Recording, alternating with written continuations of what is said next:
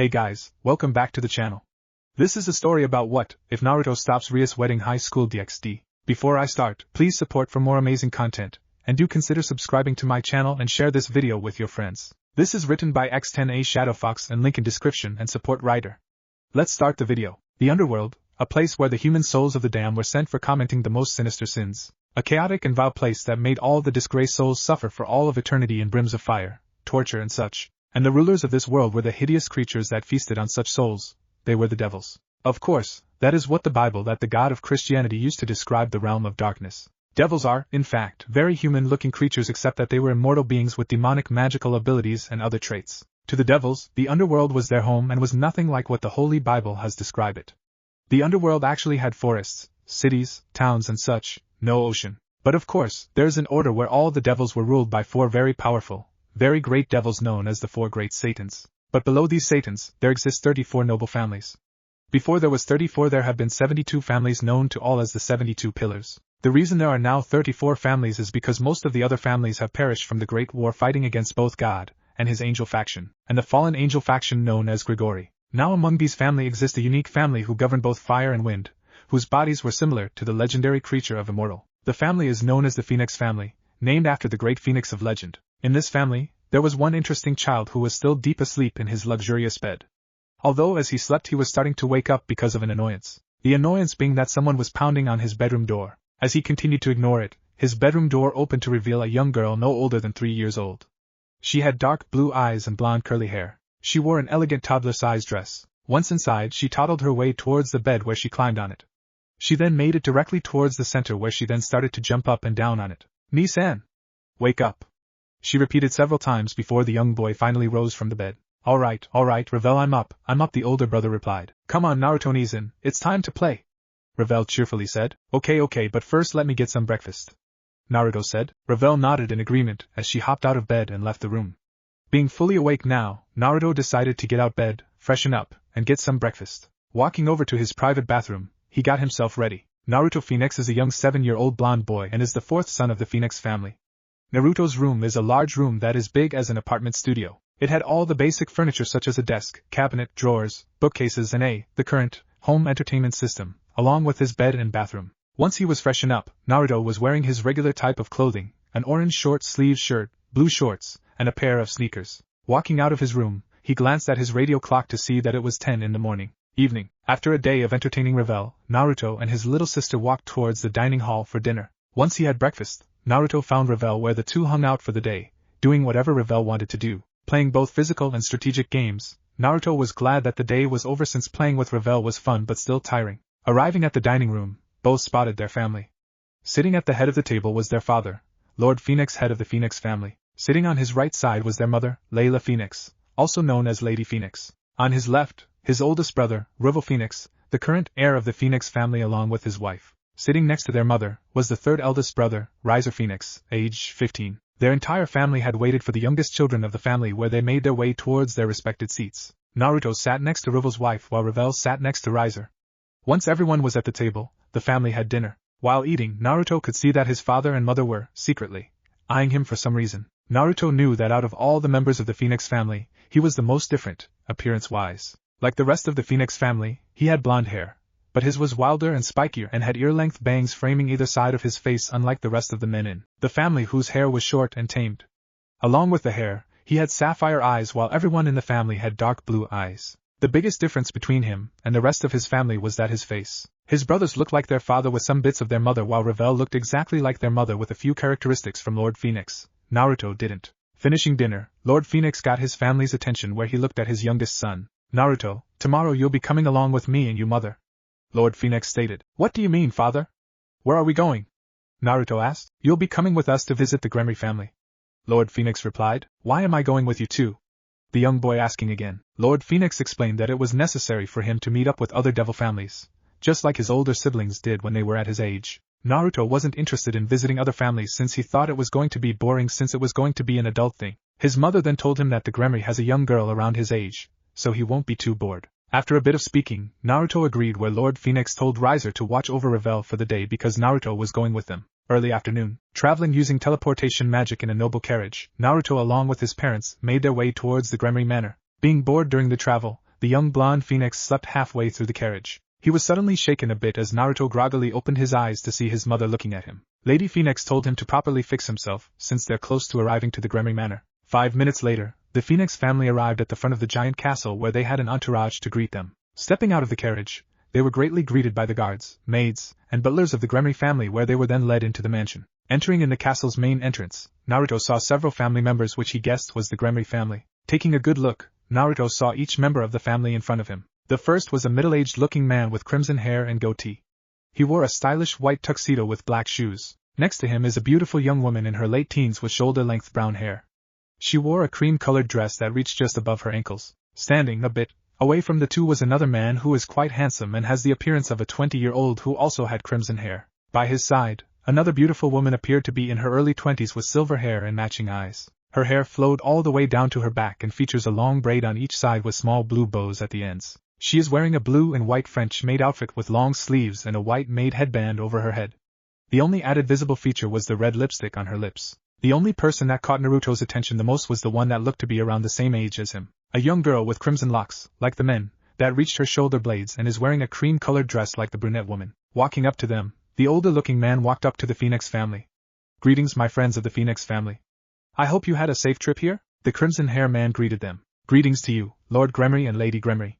Lord Phoenix happily replied, "The trip was pleasant," he answered. Lord Phoenix then turned his attention to the other crimson-hair man. "It's an honor as always, Lord Lucifer." "It's a pleasure as well, Lord Phoenix. Although this time you seem to have another child with you."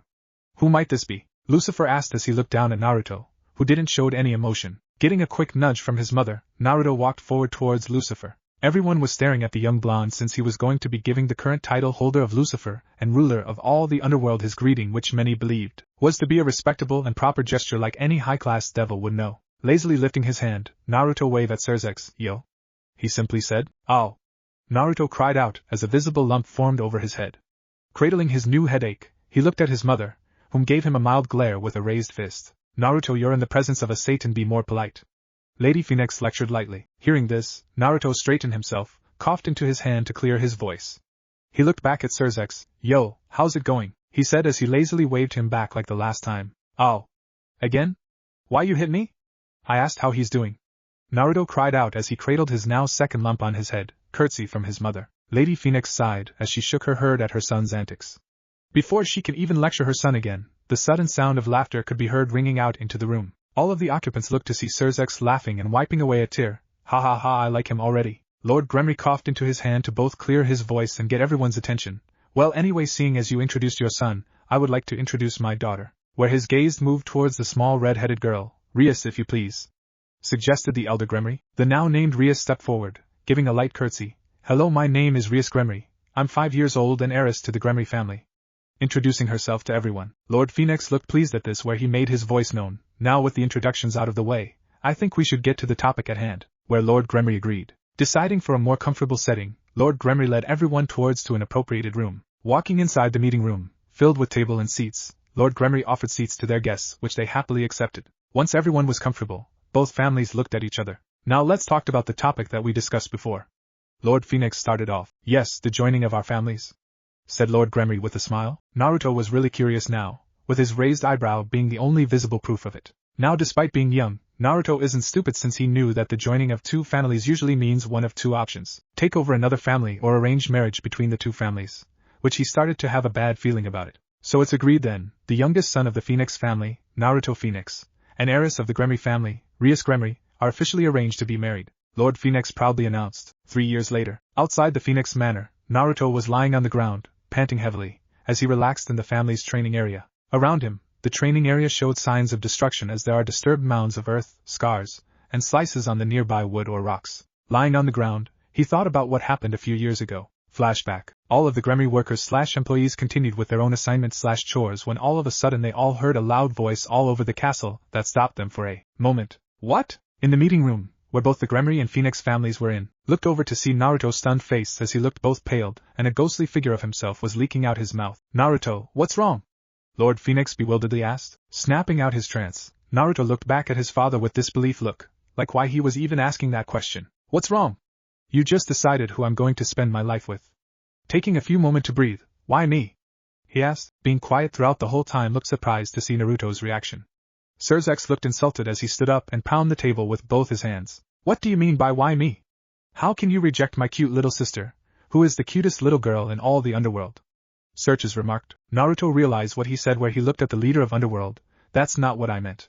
I've got nothing against her, it's just this situation I guess. Naruto the young blonde heard where he turned to see his mother's gaze. You have a chance here to unite two of the major families. Don't waste this opportunity. We're placing a lot of responsibility on you, so trust us. Lady Phoenix finished with a small smile. Oh yeah, marrying me off to a stranger, I feel so much better now. Naruto sarcastically muttered to himself. Lady Gremory decided to add something with a playful wink. You never know, you two may come to like each other as more than friends. Naruto was about to respond to Lady Gremory, but Lord Gremory quickly cut in. Rias, why don't you take Naruto on a tour around the estate? Asking his young daughter. The young crimson-hair girl's face brightened up since she was getting bored in this meeting, plus she would also get the opportunity to make a new friend. Getting up and skipping over to Naruto, she literally dragged him out of the room by his arm. Come on Naruto, I've got loads of places to show you. What? Is all he said before Rias started to drag him out of the meeting room. No, wait. Gah! I wasn't finished yet. Help! Naruto hysterically cried out as he was being pulled out of the meeting. He even made the attempt to claw in his fingers directly at the door where his fingernails clawed through the thick wood for all those to see. Once they left, the adults shared a laugh as both Lady Gremory and Phoenix muttered out, "Ah, young love," while both fathers couldn't help but pity the boy in a way since he now had a leash around his neck. And flashback. Ever since then, Naruto and Rias started to hang out with each other where they soon started to have a pretty good friendship between each other. Of course, it helped break the ice between them when they both shared an embarrassing secret with each other. Flashback. Being led around the entire castle, Rias decided the first stop would be in her room. Naruto has stopped his attempts to free himself where he just settled on traveling with Rias. Entering the room, Naruto saw something that made him look surprised/stunned at what Rias' room was like. All over the room, posters, movies, books with anime and manga stuff were piled all over. Naruto looked impressed on the fact that she had this much anime and mange stuff, even though he never got into it much. So what do you think? Rias cheerfully asked him, who was standing next to her. Naruto simply muttered out, "Otaku." The moment he said that, he looked to Rias where she just suddenly disappeared. He looked around where he found the redhead princess hiding under the covers of her bed. You probably think I'm weird, don't you? Rias muttered from under her covers. Probably if I have standards. If anything, you probably be considered normal while I'm the weird one considering that I have a strong obsession for ramen, and can eat 3 times my own weight of it.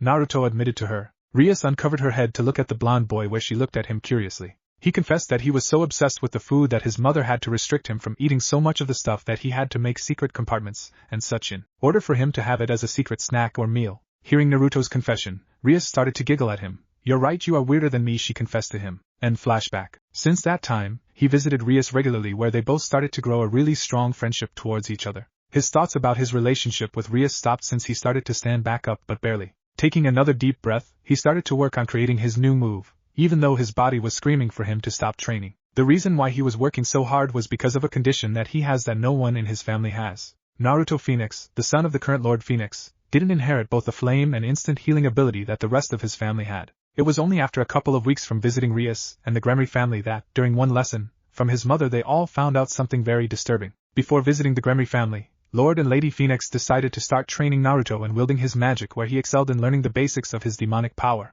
During the lesson, Naruto got seriously injured where everyone believed that Naruto would instantly heal up since he was a member of the Phoenix family, but to his family's shock Naruto wasn't instantly healing/regenerating from the injury into his shoulder. Using Phoenix tears to heal him, his parents asked him to perform a fire attack where they showed him how. Naruto had tried several times, but he wasn't able to perform any fire attacks. Although he didn't perform any fire magic, he was able to perform strong wind magic that their family was also known for. Being examined over, Naruto and the rest of the family found out that Naruto was the only Phoenix that didn't inherit the Phoenix ability of fire or instant healing. Naruto was saddened since he can't live up to the rest of his family's heritage but was surprised to know that he does have a healing ability in both his physical and tears. Taking a closer look, Naruto's physical ability showed that he has a strong healing ability, just extremely slow where it would take several minutes for him to heal from a scrape on his elbow or knees.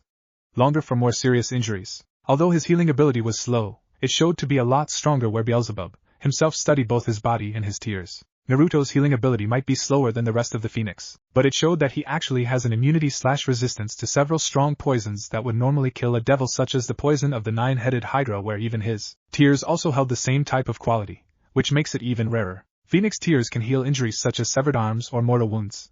However, Naruto's tears are a lot more special. Naruto's tears doesn't heal instantly like regular Phoenix tears. Instead it restores/regenerates a person's body to being 100% back to health, where even the loss of organs are regenerated while also healing the person from a very powerful poison. It's because of this that even Shizuka's queen, Gremory, personally suggested that Naruto's tears be made classified even to the elders/advisors, since information leaks might cause problems for the young boy, along with having a bottle of his tears in case of extreme emergency for the 4 Satans if needed. With the secret of his tears being classified by everyone except to him, his parents, and Lord Lucifer and Beelzebub, along with their most trusted associates, every other devil family considered Naruto to be extremely weak and such. He only ever heard of this during the parties that his parents were invited, where he came along with them as their own acquaintance. Even though several head families and other high-level devils kept it quiet from him, he had incredible hearing, where he heard that he wasn't anything special. Several times he was tempted to reveal his secret abilities but had to keep it quiet. He was also bullied by his older brother, Rias, where he teased and called him names, as well as telling him on how much a disgrace or failure he was to the family. Naruto was really depressed about it, where Rias cheered him up, where he learned about her cousin Beowolf. Hearing his story along with what he was planning on doing, he was inspired to the same thing, where he spent the next several years on training himself to ground. In 3 years' time, Naruto has completely changed as a person.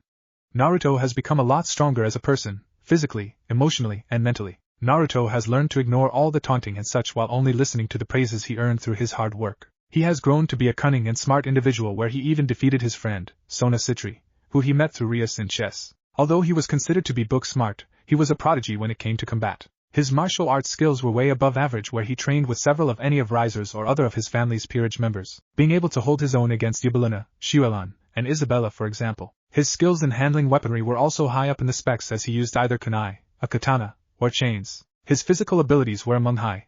His magical abilities is what made him be known as a prodigy. Unable to use his family's fire ability to either attack or fly, since the Phoenix family wings are fire, he learned from both his mother and father all the wind magic that they know, which was few, since the Phoenix family primarily use fire magic in their fights while adding wind to strength it. Soon mastering the basics, Naruto focused on increasing them to new heights, where he did everything to increase his strength, along with also trying to find a better use in using his demonic powers. In the 3 years, Naruto has surprised his family by creating several new wind attacks for himself, such as Majestic Kaze no Ken o Funsai, Crushing Fist of Majestic Wind. He also found a way to change his inability to fly when he mastered Shundo, Instant Movement. Instant Movement allowed him to temporarily increase his maximum speed by using his magic to triple it for a short burst, where he used it to fight against his brother's evil pieces to win.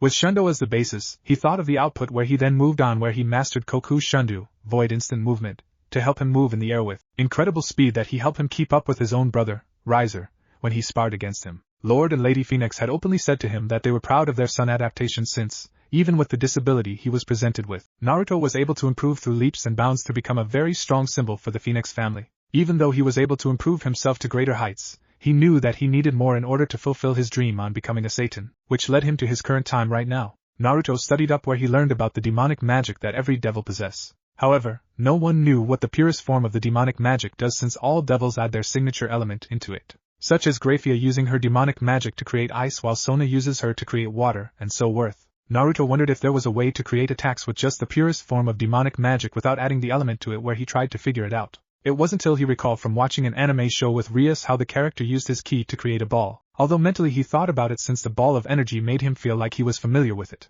This led him to see if he can do the same thing. For over a year, he's been working on creating his newest attack, where he was able to get it started by using water balloons, rubber balls, and air balloons. Rasengan training. Using the water balloon, Naruto used his demonic energy to pop it, which took him over 2 months. Popping the rubber balloon was much more difficult, where he pushed himself for nearly 5 months before he got it. Finally, the air balloon is where he was, as he tried to control the demonic energy without breaking the thin material, while pouring in 100%. So far, he hasn't made any progress, where he was stuck for the past 3 months on trying to create his technique. He would ask his parents for help, but Naruto wanted this to be a secret. Just as he was about to try and perform his technique, a sudden pillar of flames appeared next to him. He wasn't bothered by it, since he was used to his family making such a flashy entrance.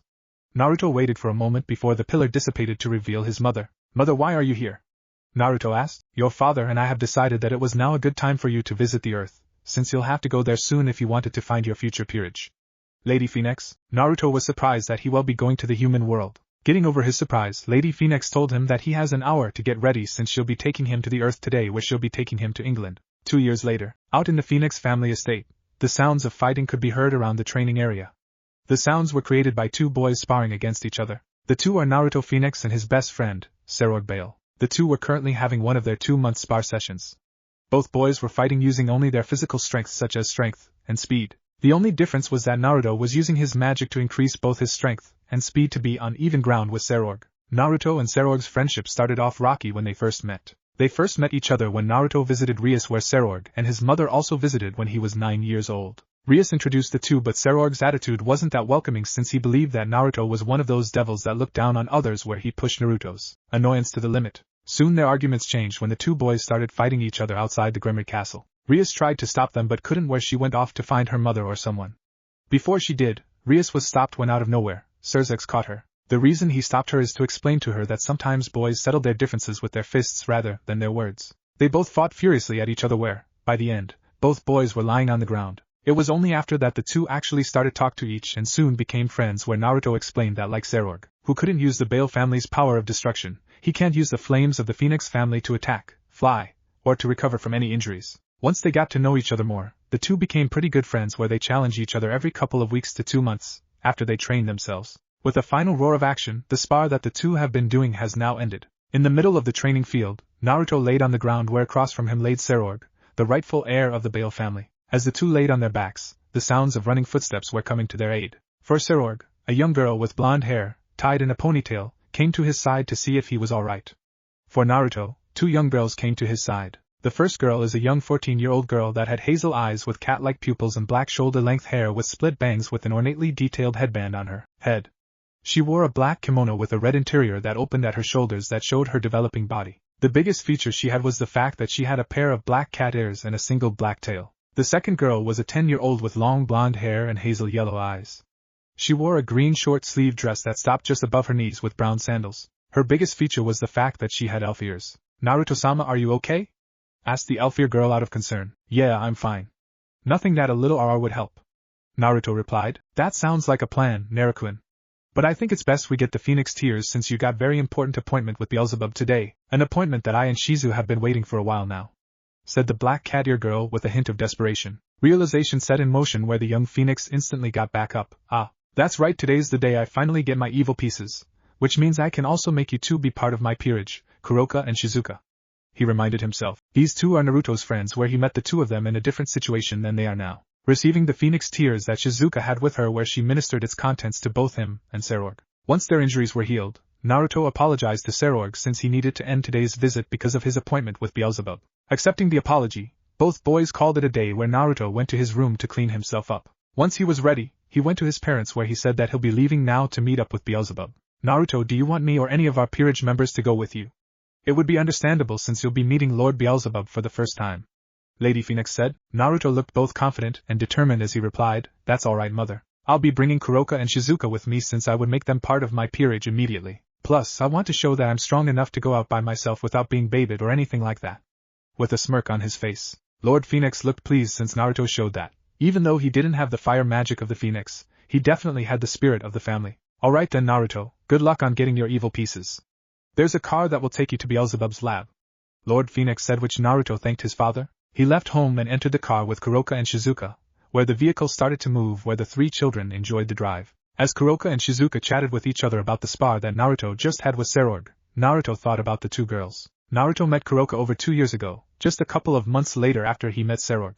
Naruto was training around his personal territory that his family have given to him since he was a high-class devil. Each family in the remaining 34 pillars have a large territory that they own, such as the Gremory family, whose entire family territory is roughly the same size of Honshu in Japan. Naruto inherited a small piece of his family's land, roughly the size of Austria. For some reason, he felt at home when he was out on the wilderness.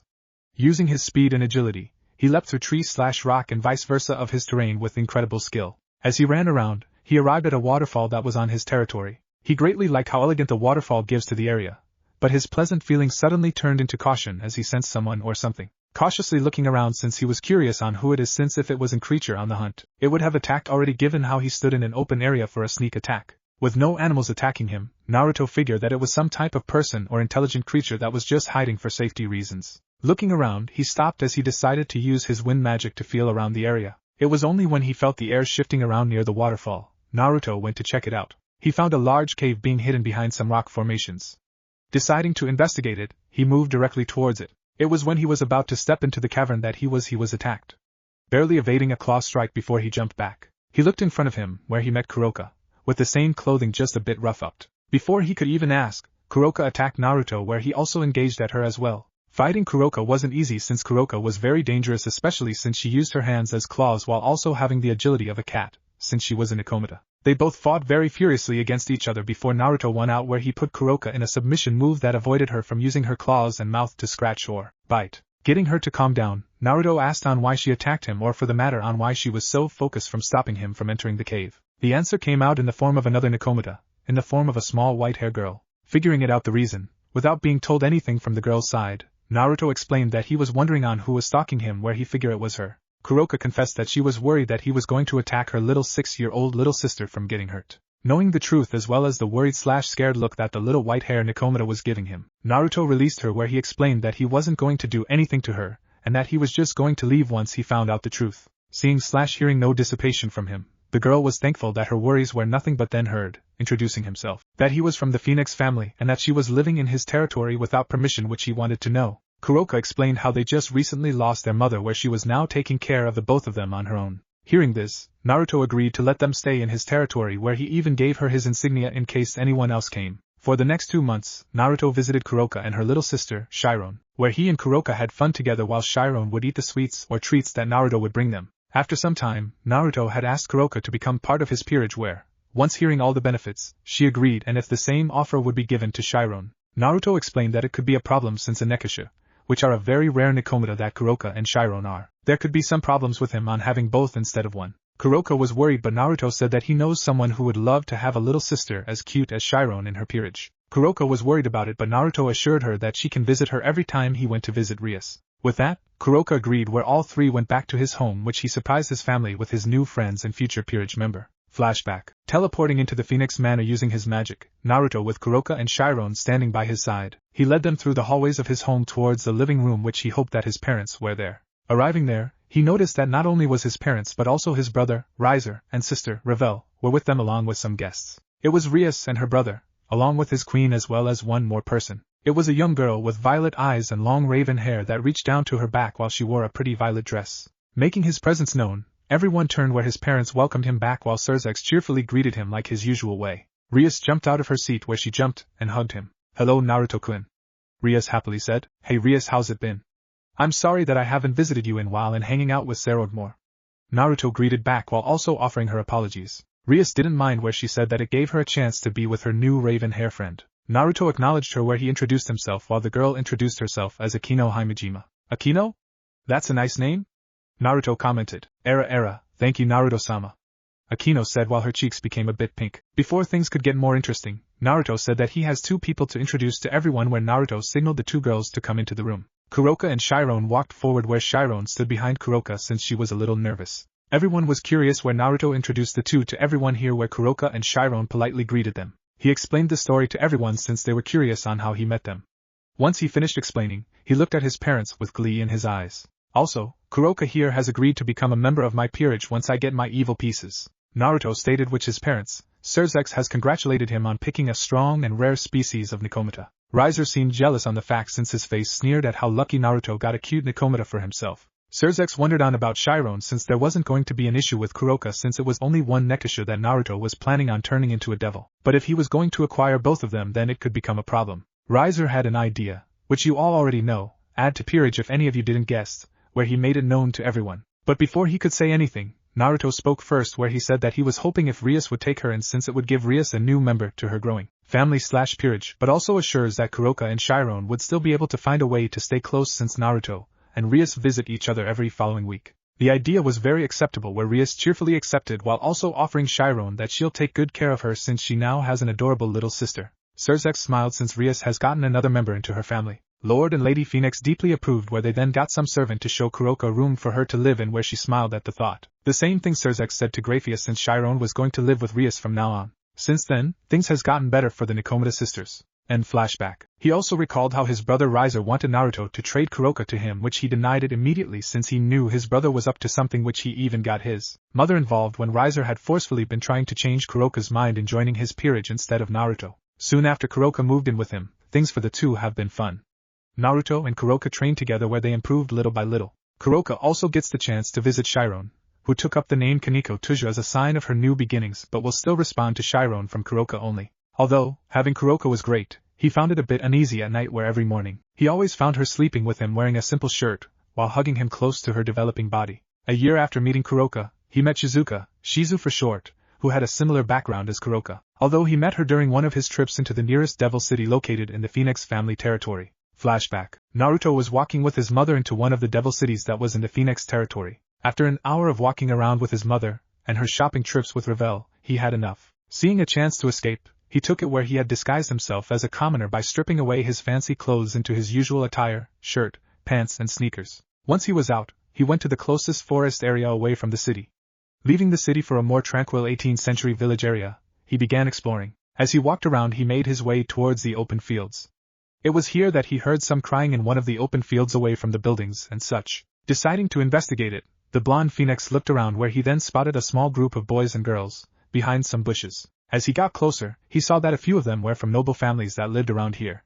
When he was close enough, Naruto saw that they were picking on a blonde girl. Seeing enough of this, Naruto stepped forward, announced his presences while not revealing who he is. Standing up to the bullies, the noble children went up to him where they threatened him, which he made a snide remark where things heated up between him and the small group. 5 minutes later, Naruto was standing tall where all the bullies that he fought now laid on the ground. The few that didn't fought him just ran away in fright since the children that Naruto had beaten were the strongest in the area. Walking up to the young girl, he took a close look to see that it was a young girl, around the same age as him, 10 years old. The young girl looked timid, but seeing Naruto not only smiling at her but defending her from the bullies, she looked relieved to know that he wasn't going to do anything bad to her. End flashback. After rescuing her, Naruto invited her to eat something where he was amazed on how much the girl ate. He guessed that she hasn't eaten anything in a while considering how dirty her clothing were, and guessed that she also doesn't have a home. While eating together, the two kids quickly started to chat with each other where he learned that her name was Shizuka. Not only did he learn her name, but also the reason why she was being bullied.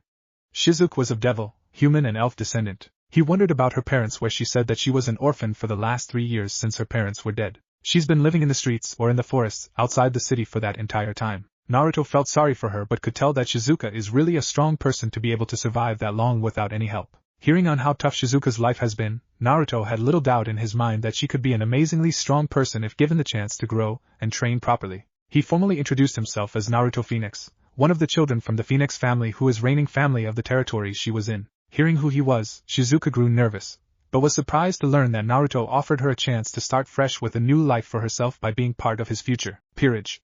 Shizuka wondered on what he meant when Naruto explained on what a peerage is, where he explained the original and his own version to her as well as telling her his dream about becoming a Satan. Shizuka was speechless when Naruto offered her a chance to start off new with a new home, and being able to become a high-class devil one day if she worked hard enough. She accepted his request where he took her back toward his mother and sister to introduce her as well as get his punishment over with. Coming back to the Phoenix family, Lady Phoenix grounded Naruto for the week with no ramen for 3 months, much to his torment. Getting his punishment over with, Naruto introduced his family to Shizuka, who shyly greeted them. The family was surprised to see that Naruto found another cute girl to join his future peerage. A few months later, after she started living with him, they both found out something interesting. During their studies and such, Shizuka had a natural talent when learning magic, mostly healing magic, along with having a talent with water, wind, and plants. Conjecturing because of her elf blood she must be close to nature because of it. But the thing that she excelled in was learning on medical herbs and potions, so much so that she wants to become the strongest healer in the world. Knowing that, Naruto smiled, since not only does Shizuka have a dream worth achieving but also knew that any future raiding games, Shizuka's healing spells would be a great asset. His thoughts stopped when the car stopped its movement, indicating that they've arrived. Stepping out of the car, Naruto, Kuroka, and Shizuka now stood in front of Lord Beelzebub's home. Beelzebub's home is a ruined castle that had destroyed walls inside the protective walls, like the castle of Frankenstein. Walking up towards the main entrance, he announced himself to the doorman where he acknowledged him. Leading him inside, all three waited for a bit until the Satan was ready. For several minutes, the 3 children just waited patiently until another servant came and got them to follow him. Walking into Beelzebub's laboratory, they were amazed on how many computers and machines are in it. Getting over the awe feeling, they continued to follow the servant to see Beelzebub. Ajuka Beelzebub was a handsome man in his mid-20s, who, like Serzex, was one of the 4 heroes in the anti-Satan faction that prevailed over the old Satan faction. Once the servant escorted them to Ajuka, the person left where the 3 children were now in front of one of the devil leaders. Naruto greeted the Satan leader like he does with any important people he has met in the past. Yo Ajuka, Naruto lazily waved to. Naruto-sama. Shizuka yelped at Naruto since he greeted the Satan leader like he was just another person. Before she can say anything, she heard the Satan leader respond. "Sup Naruto," Ajuka said in kind. "So, do you have my evil pieces ready, Ajuka?" Naruto bluntly wondered, skipping the annoying chit-chat to get to the point. Getting up from his seat that he was in, he led Naruto and the group to a machine. Looking at the blonde phoenix, "It should be a fast process since I already have your data from the tests we did a few years ago.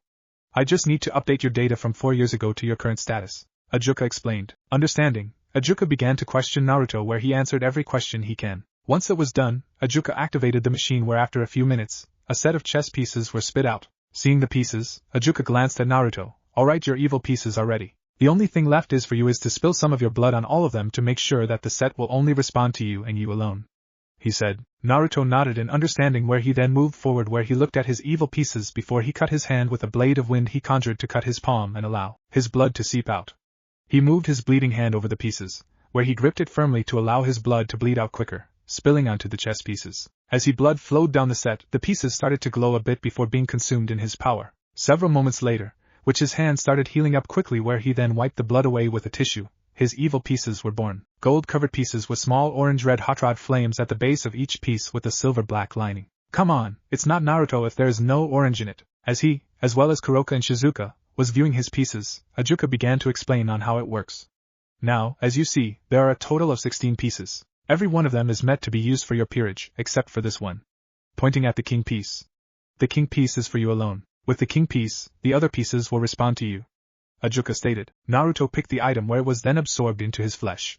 Once it was done, he looked at Ajuka. "There, the king is inside me. Out of curiosity though, you said that the other pieces will respond to me? What do you mean by that?"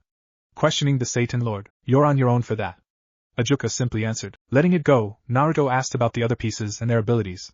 Ajuka explained to them simply to the young phoenix. The queen has 9 pawns worth, which also has the same characteristics of rook, knight, and bishops, along with being second in command after you, since the queen is essentially the king's right hand. The rooks are the powerhouse of the peerage that are worth 5 pawns. Rooks have both high offense and defense, yet they're not fast, so their primary weakness are high-speed opponents. The bishops are the pieces gain enhanced magical abilities that can be used to conjure multiple spells for offense, defense, healing, etc. The downside will be that powerful spells will drain the user quicker and have trouble on regaining it back. Knights are worth 3 pawns, where the person also gain an increase of speed and agility. They can be useful in performing high-speed attacks but have low defense, where they're weak against powerful attacks along with legs if they're incapacitated. Finally, the pawns are worth only 1 pawn. The pawn pieces are regular pieces but have 2 ability to promote into any of the 4 previous pieces in enemy territory, such in raiding games or any of the other factions' territory, or getting permission from their king, and that's the basic information I give to you. Just like I said before, the rest is for you to figure it out," Ajuka explained. Nodding in understanding, he taken a closer look at his evil pieces, where he saw something funny with 3 of them. Asking Ajuka about it, the Satan Lord looked, where he looked somewhat impressed. "Now that's a first for me. It seems that you have 3 mutation pieces, 1 rook, bishop, and knight piece," Ajuka answered, where he explained to him about it. Mutation pieces are rare phenomenon where the mutation piece would be enough to reincarnate a person instead of having to use several pieces. Such as a person might need more than 1 pawn or need both rooks. Now, 1 out of 10 devils possess a mutation piece. But for you to have 3 of them, that's something that's almost unbelievable to see," Ajuka commented. Nodding at it, he turned to Kuroka and Shizuka. "Now then, I think it's about time we do something that we've been waiting for." Where the 2 girls smiled, Naruto looked at his pieces as he muttered to himself. After a bit of debating, he picked up 2 of his pieces. "Shizuka, you have a talent for herbs and medical potions, so I'm sure that you'll be great in using healing magic. Kuroka, you'll just keep getting stronger and stronger, especially since you told me that you're soon going to train in using senjutsu and yujutsu soon, so I believe that the bishop pieces are good for you too, since there are many requirements that I need for a good queen, which you two don't have," Naruto said. "What do you mean by that?" Shizuka asked. "Well, you don't like to fight where the queen has to fight when it calls for Shizuka," Naruto remarked, where she nodded, while Kuroka here kinda doesn't act responsible enough for the job, admitted the blonde. "What? I'm responsible," Naya Kuroka implied with a pout. "Then why do you leave your room in such a messy state?"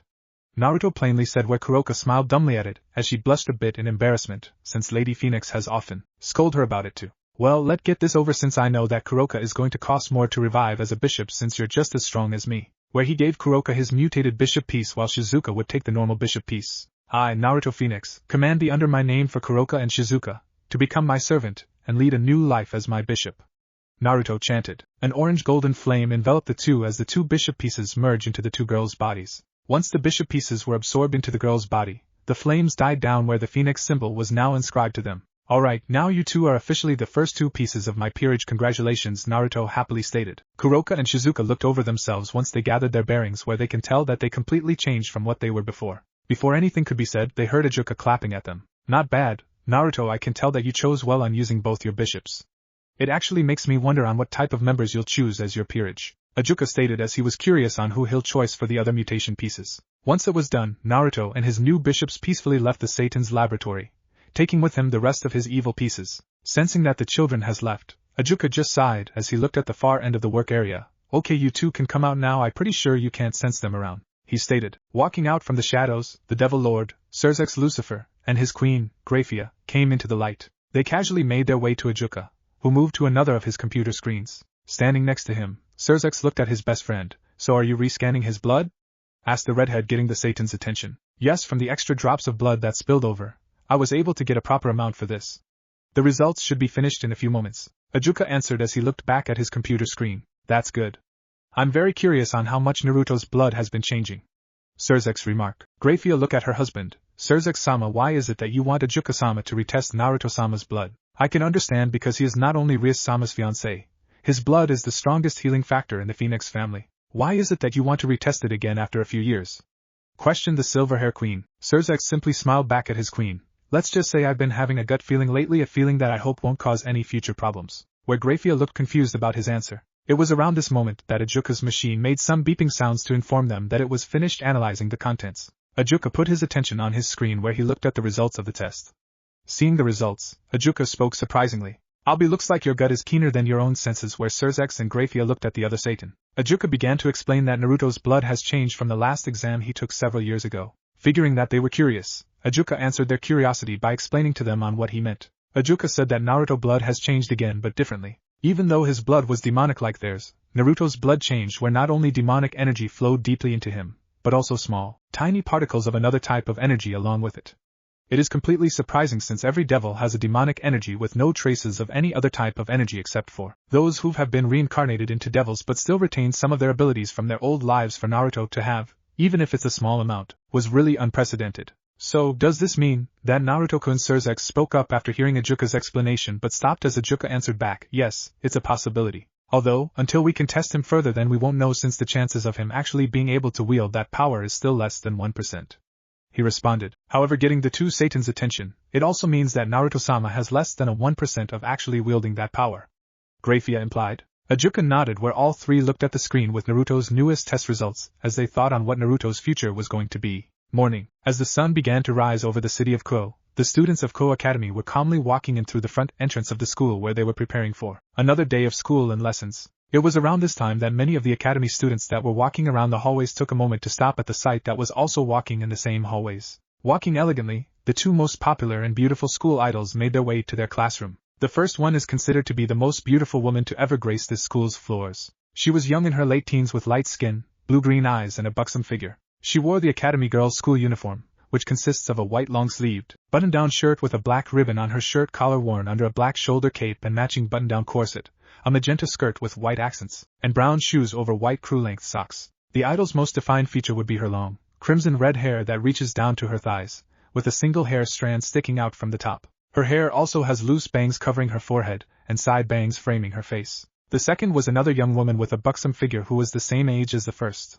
She had very long black hair and violet eyes. Her hair is tied in a long ponytail, reaching all the way down to her legs with two strands sticking out from the top and sloping backwards, with an orange ribbon keeping it in place.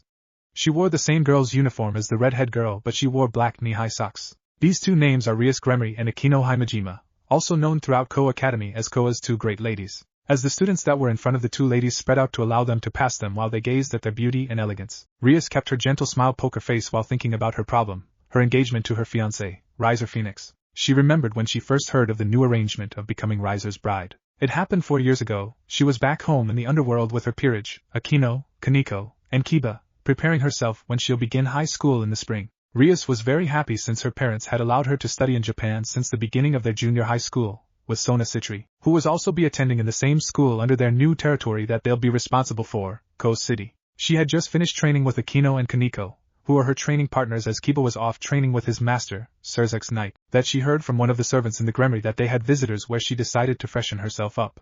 Finishing preparing herself, she headed to the living room with Akino behind her.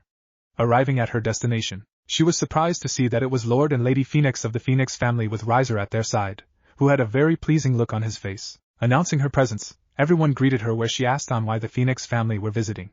Her father told her that he has some important news for her. At first, she happily spoke out if Naruto is returning to the underworld since he has been gone for nearly 4 years. Hearing Naruto's name, Riser sneered for a moment before he returned to his amused poker face. Lord Gremory, however, explained to his daughter that there have been some changes in the marriage contract. Bafflingly asking on what the changes are, Riser stepped forward where he lifted her chin up as he said that he'll be her new fiancé. This was startling information where she demanded to know on why for the sudden change since she is promised to marry Naruto. Her mother explained that because, even though Naruto was a high-class devil from the Phoenix family, he technically doesn't count as a full Phoenix since he can't perform the demonic flame, or immortality of the Phoenix family, which Riser pointed out. It was then that Riser calmly said to her that because Naruto lacked the quality on being a true Phoenix family member he suggested this change since he was a true Phoenix. Rias already understood the situation, which she guessed that Riser has snaked his way into becoming her fiancé since she knew that he never liked the decision in the first place, where he always argued about it but has now found a way to make himself the groom for her. She had asked if they had talked to Naruto about it but found out that they can't find him since he stopped sending his letters to his family over 2 months ago where it was. Then that Riser jumped into the conversation. Hearing this, Rias argued about it but heard her father that it has been finalized where once the time was right, she'll be marrying Riser instead of Naruto. Not wanting to be in the same room as them, Rias quickly left, directly towards her room, before anyone could stop her with Akino right behind her. As she thought about it while going to class, she placed her hand on her chest while stopping at an open window which she turned her head to look outside onto the sky as she felt the object around her neck.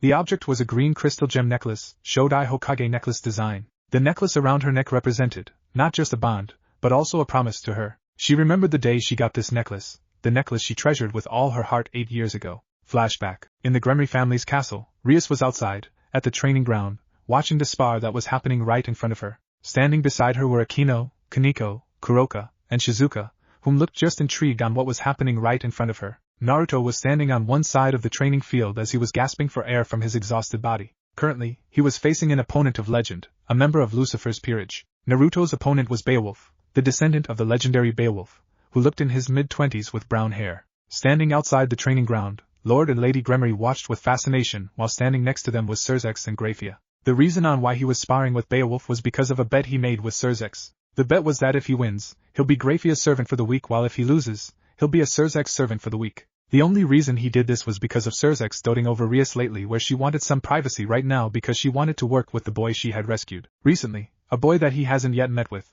Seeing that Rias wanted to have some time to herself, he made a bet with Surzex to keep him occupied. If Naruto lose, he'd be his servant for the week, so he'll be able to keep an eye on Surzex so to be Rias' early alert system so she can avoid him. If he won, Surzex would be Grafia's servant/slave where she'll be able to keep him busy with any work she has in mind. Naturally, Rias asked on why Naruto made such a bet since he'll most likely lose since Beowolf is one of the 5 top pawns in the underworld. Naruto simply answered, "It's because I want to give you some freedom from you, brother." Hearing that Naruto was going that far so she can have some peace from her brother's doting, she smiled at it since he was willing to be a short-term slave for her. The bet would be if he can make a solid blow at Beowolf's face, who happened to be with them as well.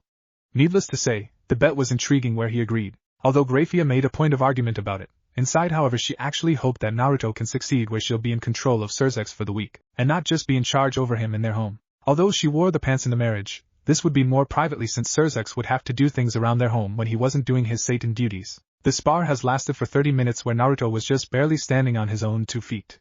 So far that spar has been one-sided since Naruto was using everything he had. Beowolf had hardly put on a sweat since he hasn't really been serious, and has only dealt blows strong enough to just knock Naruto out, but was surprised to see how much punishment Naruto could take. Breathing hard, Naruto decided to play his final trump card. "Alright, time to put my training for the last 2 years in play. This is my newest technique," he stated. Naruto Shippuden OST, Emergence of Talents. Holding his right hand out while standing in battle stance, he gathered his energy into the palm of his open hand. As he did, he concentrated clearly as a large amount of magical energy began to form into the palm of his hand. After taking a moment, the magical energy formed into an energy ball that is constantly rotating faster and stronger. At the sidelines, everyone was really looking with an intrigued expressions. Rias and the girls wondered on what the technique Naruto created is. With the adults, they can see that the technique was indeed truly amazing. The magical energy that Naruto gathered was the magical energy that was the complete basics for all magical techniques. The reason this was amazing to them was because of the fact that Naruto has yet to change it to an element, since all magic, either demonic, yokai, or any type of being, there has to be an element. Angels use the element of light like devils use the element in darkness while using other elements with their power, such as Gremory using ice magic, or the angel Uriel with his holy flames. However, Naruto was using the basis of all magic, which was the intriguing part. Seeing his attack, they thought it looked like a miniature maelstrom, which fitted Naruto perfectly since it matched his name to a T. And OSD. Once he was ready, Naruto prepared himself as he was only to get one shot at this. Beowolf also prepared himself where Naruto and he faced each other like the cowboys in the old Western movie films. After a moment of intense waiting, Naruto and Beowolf ran towards each other with Naruto having his attack ready. Using Shundo, Naruto zigzagged on the field where Beowolf saw that the blonde phoenix was trying to confuse him again, where he intended to try and perform a last-second change to attack him from behind or his sides like he has been doing. Beowolf knew that it was the only chance Naruto has in order to actually landing a blow at his face. As he reached with Shundo, Naruto aimed for Beowolf left, which his opponent threw a left hook to force him away while still maintaining his balance to quickly avoid any counterattack. It was there that Naruto did something that surprised everyone, avoiding the punch at the last possible second by swiftly rotating his body while charging up his void Shundo to quickly move around him. Beowolf sensed Naruto's power charging at his feet, where he gathered his senses at the possible place Naruto was going to swiftly sprint to. He didn't notice that Naruto's eyes weren't focused on Beowolf's blind spot, but at his arm. It was here that Naruto thrust his arm with his attack directly at Beowolf's forearm. The power of Naruto's attack, along with adding the momentum of Beowolf's attack, forced the punch to change from a straight to a hook where it continued on, making a direct punch at Beowolf's face, directly at his nose. Naruto Shippuden OSD Gekiha. Everyone looked in complete silence and shock at what just happened. The girls were completely open-mouthed, except Kaneko, who still kept her usual momentum face but had her eyes widen, as the shock at what they just saw. Lord and Lady Gremory were surprised to say the least, while Gremory had her eyes at the scene in front of her. Surzex just looked with an intrigued look with widened eyes as he kept silent. Falling on his back, Naruto looked back to see that Beowolf's fist hit his face where a bit of blood came down from his nose. I knew that would work, the young blonde happily announced. As everyone wondered on what he meant, Naruto struggled to stand back up where he looked content at what his actions just proved. Figuring their curiosity, Naruto explained on what he was aiming for. I knew if I just continued to try and hit Beowolf blind spot, he'll drop his guard for me to deliver the blow to his face. It was there that everyone got what he meant. Naruto purposely tried to hit Beowolf from his blind spot since everyone knows that would be the only way to get him if they weren't seasoned fighters like Surzex or Gremory.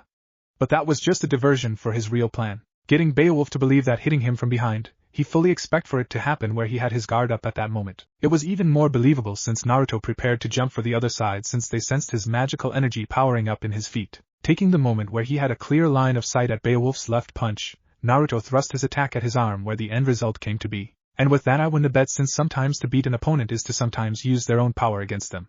Naruto said where he looked at Surzex. Realizing at what Naruto looked said, Surzex knew that he was now, for the weak, Graffia's servant/slave. With it, it was Naruto's victory. Rias ran up to Naruto where she hugged him on how excellent his strategy was since he performed several strategies that she would later use for her own peerage. Akino, Kuroka, and Shizuka also hugged him in congratulation while Kaneko gave him a thumbs up. And OSD, Lord and Lady Gremory also congratulated him on well-fought spar and could see that choosing Naruto as Rias' fiancé was indeed a good and wise choice. With the congratulation over, Naruto looked at Surzex and Gremory with a sly look on his face. So, how will you dress Surzex up, Gremory-san? Are you planning on letting him wear a butler's uniform? Or are you going to give him one of your maid outfits? Naruto chuckled at the thought of Surzex wearing one of Graffia's clothing. Everyone chuckled at it where Surzex thought out loud that he'll probably be given some light chorus for him to do. It was then that everyone heard the silver hair maid clearing her voice to get everyone's attention. This is a list of chorus that must be done by the end of the week, Surzex-sama. Gremory explained as she handed him a long list of chorus and duties where Surzex looked stunned/surprised since the list dropped to floor. Your butler uniform will be on your bed tomorrow morning. Work hard, Lord Surzex, as I'll be expecting everything you have done. If incorrect, I will have to punish you later on. She finished explaining where she turned around to prepare for Surzex's work clothes. Surzex looked speechless where he asked Gremory if she was joking or something, while the family looked at the scene. Beowolf apologized to Surzex where he volunteered to help his king out with the chorus. As the situation continued to go on, Naruto looked at Rias where he asked her if he can talk to her alone about something. Rias led Naruto to an open patio in the garden where she wondered on what he wanted to talk to her about. Standing in the center, Naruto looked at Rias before he reached for something in his pocket. He pulled out a green crystal gem with a thread to act as the necklace. Rias looked at the gem, which she admitted to herself that it looked lovely. Rias, I hope you accept this since this is a gem I found while I was training in my territory a while back. Of course it was a lot more, as twice the size of my fist. I used my wind magic to precisely cut several pieces out where I sculpted them into gems pieces for rings for Shizuka, Kuroka, Kaneko, Akino, and Sona, but I made this necklace specifically for you. I hope you like it, Naruto said as he nervously gave it to her. Rias blushed at seeing that Naruto had specifically made this necklace just for her, although she was a little ticked off on knowing that Naruto made rings for every one of their female friends/peerage members. She happily accepted it where she asked Naruto to place it around her neck. Checking out the necklace around her neck, she looked back at Naruto. So, Naruto-kun, why are you giving me this now? Is there something going on? Rias asked since she was curious on why Naruto would give her a necklace like this. Naruto looked a bit hesitant where he moved away from her as he looked out at the garden of flowers. He breathed deeply and sighed calmly. I'll be leaving the underworld soon, he casually said out loud. Rias looked dumbfounded. Alright then, how about I go with you since I'm sure everyone would enjoy going somewhere fun, she said as she tried to figure out on where they could go together, along with Serorg and such. However, Naruto looked at Rias with a serious look on his face. Rias, I'm not planning on leaving the underworld for a day or so. I'm leaving the underworld for a while in order to train and to look for my peerage members, he stated as he looked at Rias with a determined look. Rias' face changed into a depressing one as she walked to him. She wanted to speak to him about it, but Naruto stopped her from talking as he grasped at her hands. Rias, I know that you want me and everyone around. But in order for me to reach my dream, I have to move forward. Even if I have to leave all my friends and family for some time, then I'll do it, Naruto said. Rias directly looked at his eyes to see that Naruto's looked both determined and saddened at the fact that he was leaving. She guessed that Naruto really didn't want to go, but he wants to move forward and get stronger. Rias looked to Rias as she said to him, if you are leaving, then make me a promise. Promise? Naruto replied. Promise me that you'll come back to me? Alright? Rias asked. I promise to come back in the spring of your senior year of high school. If that's alright with you, Rias?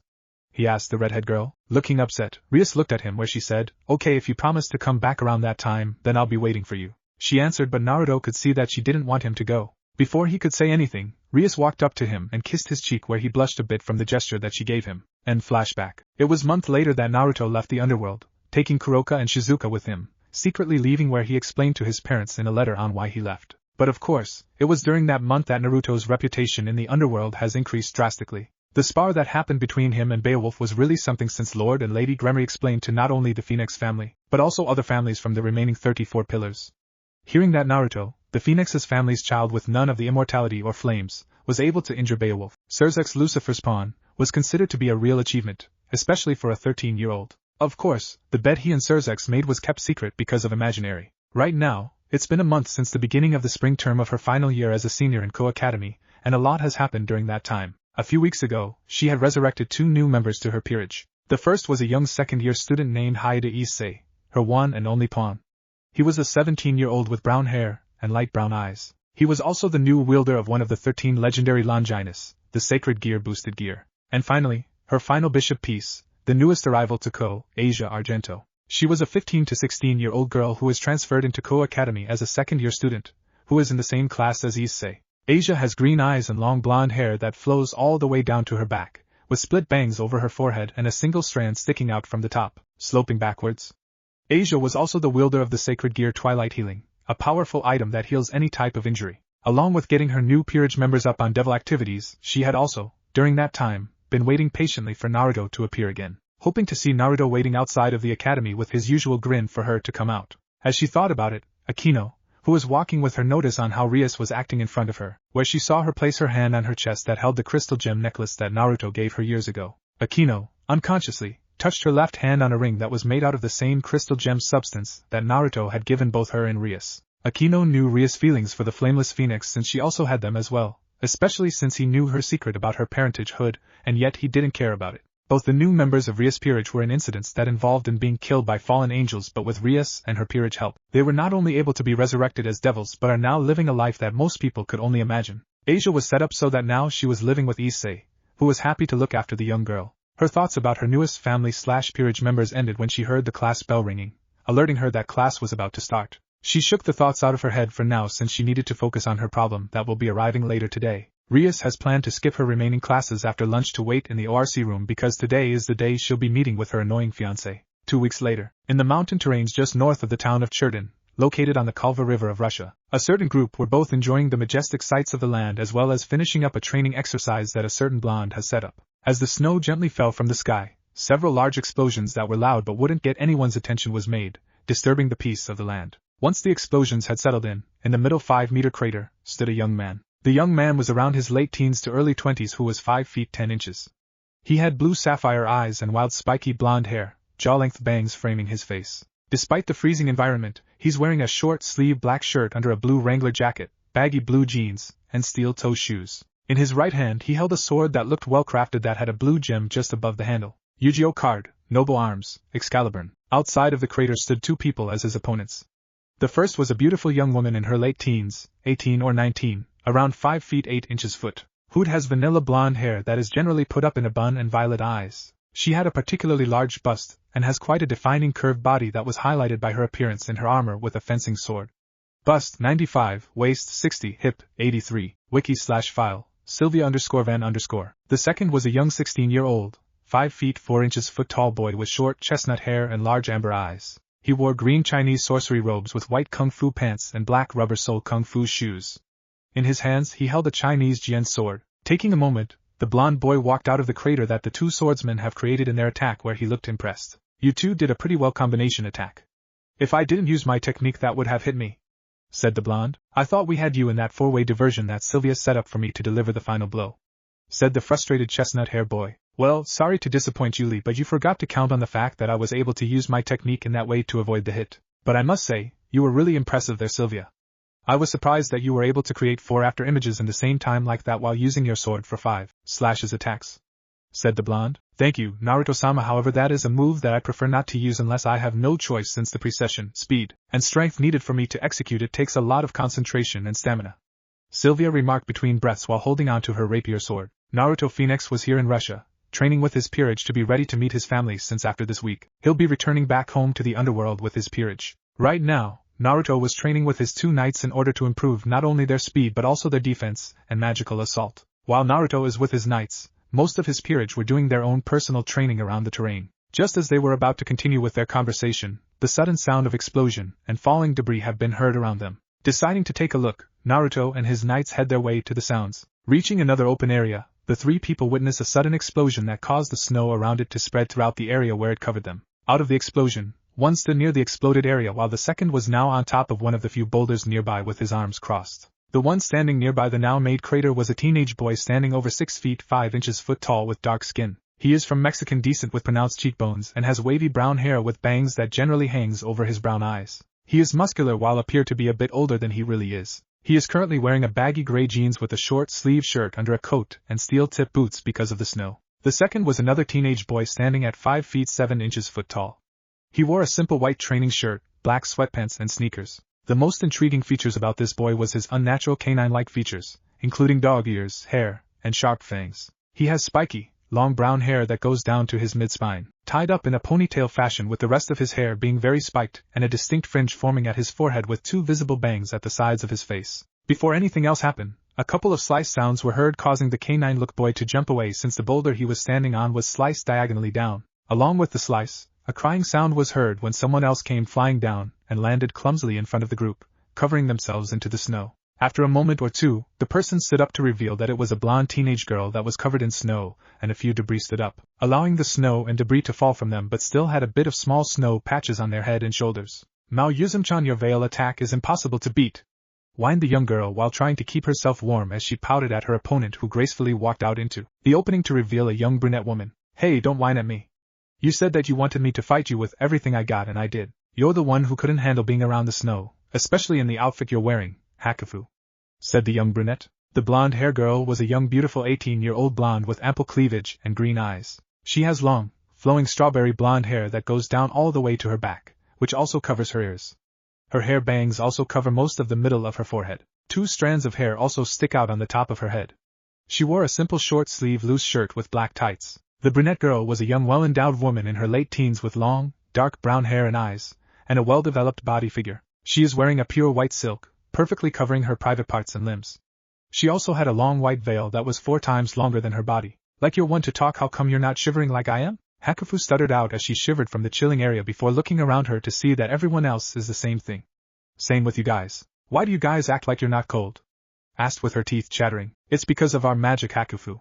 Didn't you listen to Naruto-kun when he explained on how to use your magic in creating a magical coat to protect us from the cold? Questioned the veiled girl. Hakufu thought for a moment before she blushed in embarrassment, unspoken out her answer to Yuzum. Man, aren't you acting stupid? Yuzum commented, where Hakufu quickly shouted back at her. Hey, you're the stupid one. Those who call others stupid are the real stupid ones. Argued back. Before things could be said, they had a clapping sound to see that Naruto and everyone else was there. Alright girls, as much fun as seeing you guys barking at each other's throats.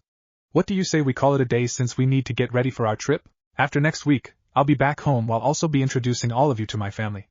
Naruto commented. Everyone nodded, which a few didn't like it since they know what's going to happen. Naruto explained to them that becoming members to his peerage, they'll be forced to study the history of the underworld, along with the history of their king's family history. Luckily, Naruto had already taught them the basics, but the thing that they mostly dread about was the fact that they'll be all given etiquette lessons for those who don't know proper manners. Just as they were about to go back to their temporary home, a magical teleportation circle with the phoenix crest appeared, where a young woman with a voluptuous figure and long black hair suddenly appeared. The person is Kuroka, Naruto's bishop. In the past 8 years, Kuroka has grown from a young teen girl to a beautiful woman, where Naruto sometimes couldn't help but not look at her with thoughts of lust and such. Sometimes she still wore the same type of kimono, except it was altered more to fit her figure. The biggest change was her large breasts, which she shows off from her kimono opening up from her shoulders. Seeing appear in front of them, the Mexican person was the first to speak up. Kuroka, what wrong? Did anything happen? Said the tall man. Kuroka nodded her head as she made her way to Naruto. Naruto-kun, there's something I need to tell you. It's something that Shizu just found out from one of our contacts. Kuroka stated, where Naruto leaned his ear to her, whispering to him the information she just found out herself. Naruto's reaction changed from concern, to confusion, to finally, rage. Once he heard it, Naruto looked at Kuroka with a determined look in his eyes. When is this going to happen? Naruto asked his beautiful bishop. It's going to commence tomorrow night? Kuroka answered. Hearing this, Naruto told his group that he'll be right back, where he walked away from his peerage. Everyone waited for 5 minutes before they both heard and felt a sudden explosion happen just where Naruto was. Everyone ran to it, where they spotted Naruto in the middle of the field as debris and destroyed trees scattered throughout the area. Taking a couple of deep breaths, Naruto turned to his peerage. Alright then, get ready. You guys helped Shizuka-chan and Yuko-chan in getting everything ready, since tomorrow we're going to the underworld. It's time that I go back home and settle the issue with my brother. Naruto stated. Everyone can see that he was furious. They wondered on what got him so pissed off, where Kuroka explained that she and Shizuka will tell them later. But now, they need to get ready. As they all head back, Naruto looked at the area for a moment before using his power to cease the few flames that appeared after his explosive power-up. Once he was done, he left, never knowing that he left one single small flame that still continued to burn. The flame itself would extinguish itself in a little bit, but the interesting thing is the flame itself. The flame had traits of darkness and light that seemed to both balance and chaotic at the same time. Underworld, several high-class families, mostly lords and their wives, gathering together for a celebration event. In the Phoenix Castle, many servants are moving around serving the lords and ladies of the remaining 72 pillars. As the high-class devils gathered together in the banquet room where the festivities are taking place, the people that already arrived started to chat with each other. In a private dressing room is the soon-prepared bride-to-be.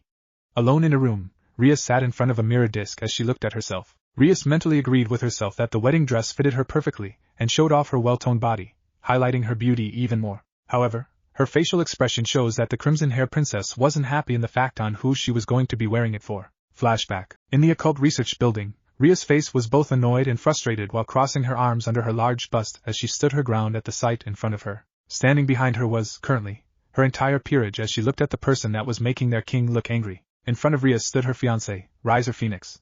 Riser Phoenix is a tall 5 feet 11 inches, handsome young man in his early 20s with short blonde hair and dark blue eyes. He's wearing a burgundy blazer with gold embroidery on the right with matching pants and black dress shoes.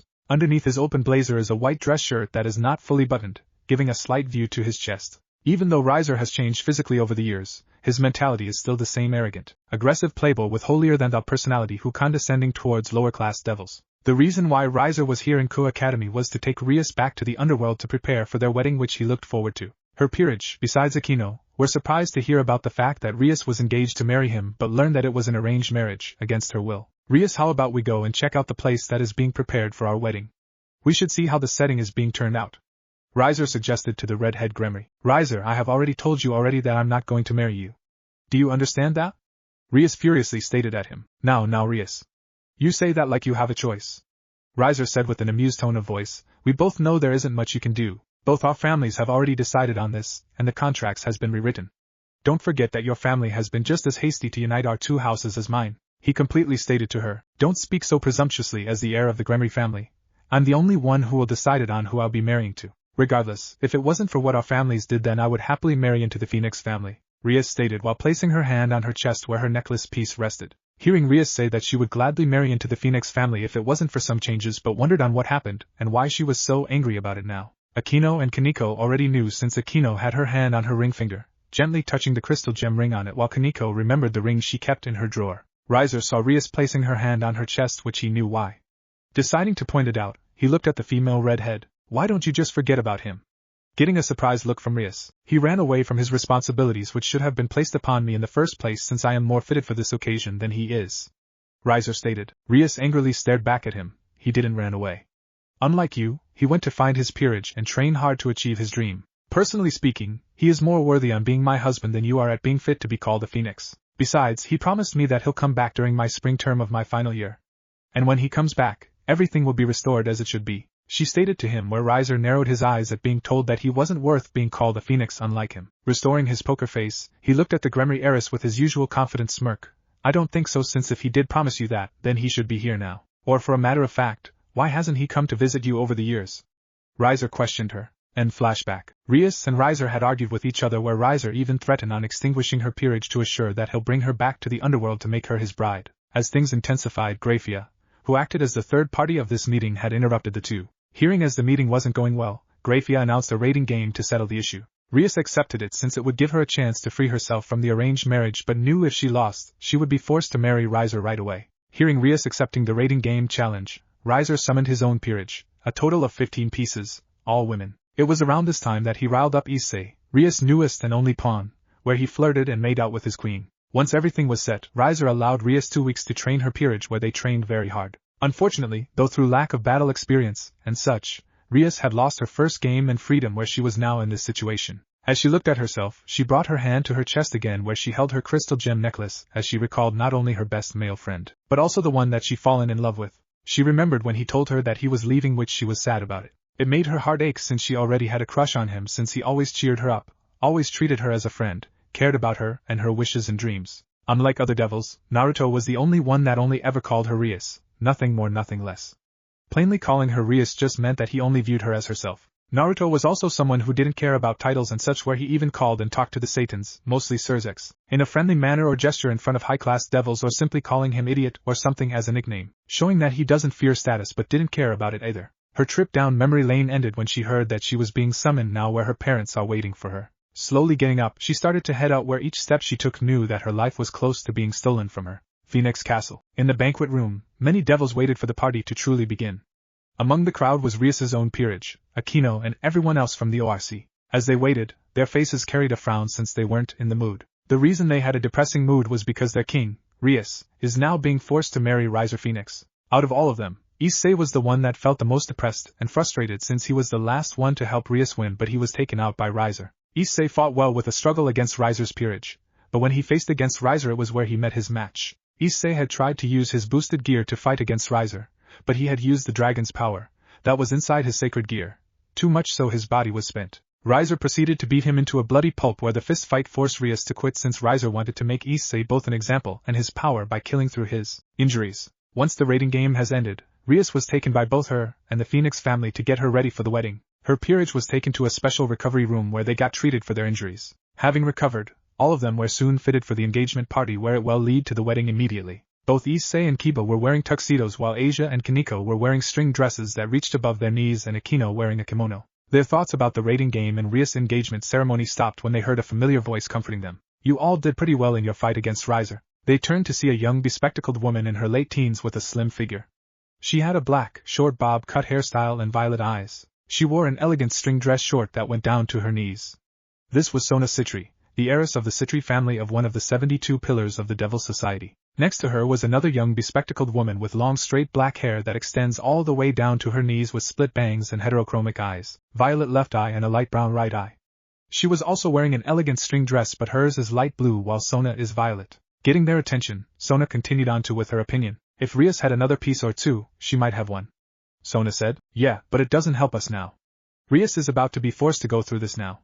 Issei stated. Everyone was about to continue before they heard the voice of the person that they detested now. Ladies and gentlemen, I welcome you to this exquisite moment. The moment where I, Riser Phoenix, and Rias Gremory have vowed to marry each other. Riser said with a stoic voice. The guests applauded the young man about his engagement, since Rias Gremory was indeed a fine woman to marry with. As the people continued to applaud the young man, many talk about the rating game where some of Riser's peerage commented that Riser knew that he was going to win, where Riser also noted the same thing. Look at him, he doesn't see on how close of a match it was. Kiba remarked. True, but right now this is going to be an annoyance from this point. Sona suggested, growling a bit. Issei outburst to his group. How can we just sit here and do nothing? Let's try and do something to prevent this, he suggested, but Sona shook her head in disapproving. Unfortunately, there isn't anything else you can do.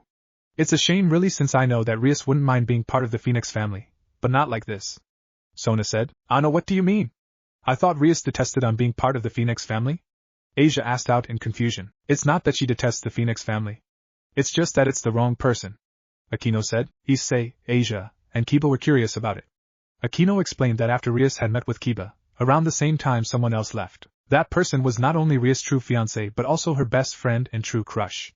That person is Naruto Phoenix, the youngest son of the Phoenix family. They were so surprised to know that Rias was in love with someone already. They also learned that Naruto had left the underworld nearly 8 years ago for his own training and searching for his peerage, which his parents doesn't know on where he is since he left in secret. I can't believe that Bucho is in love with someone already.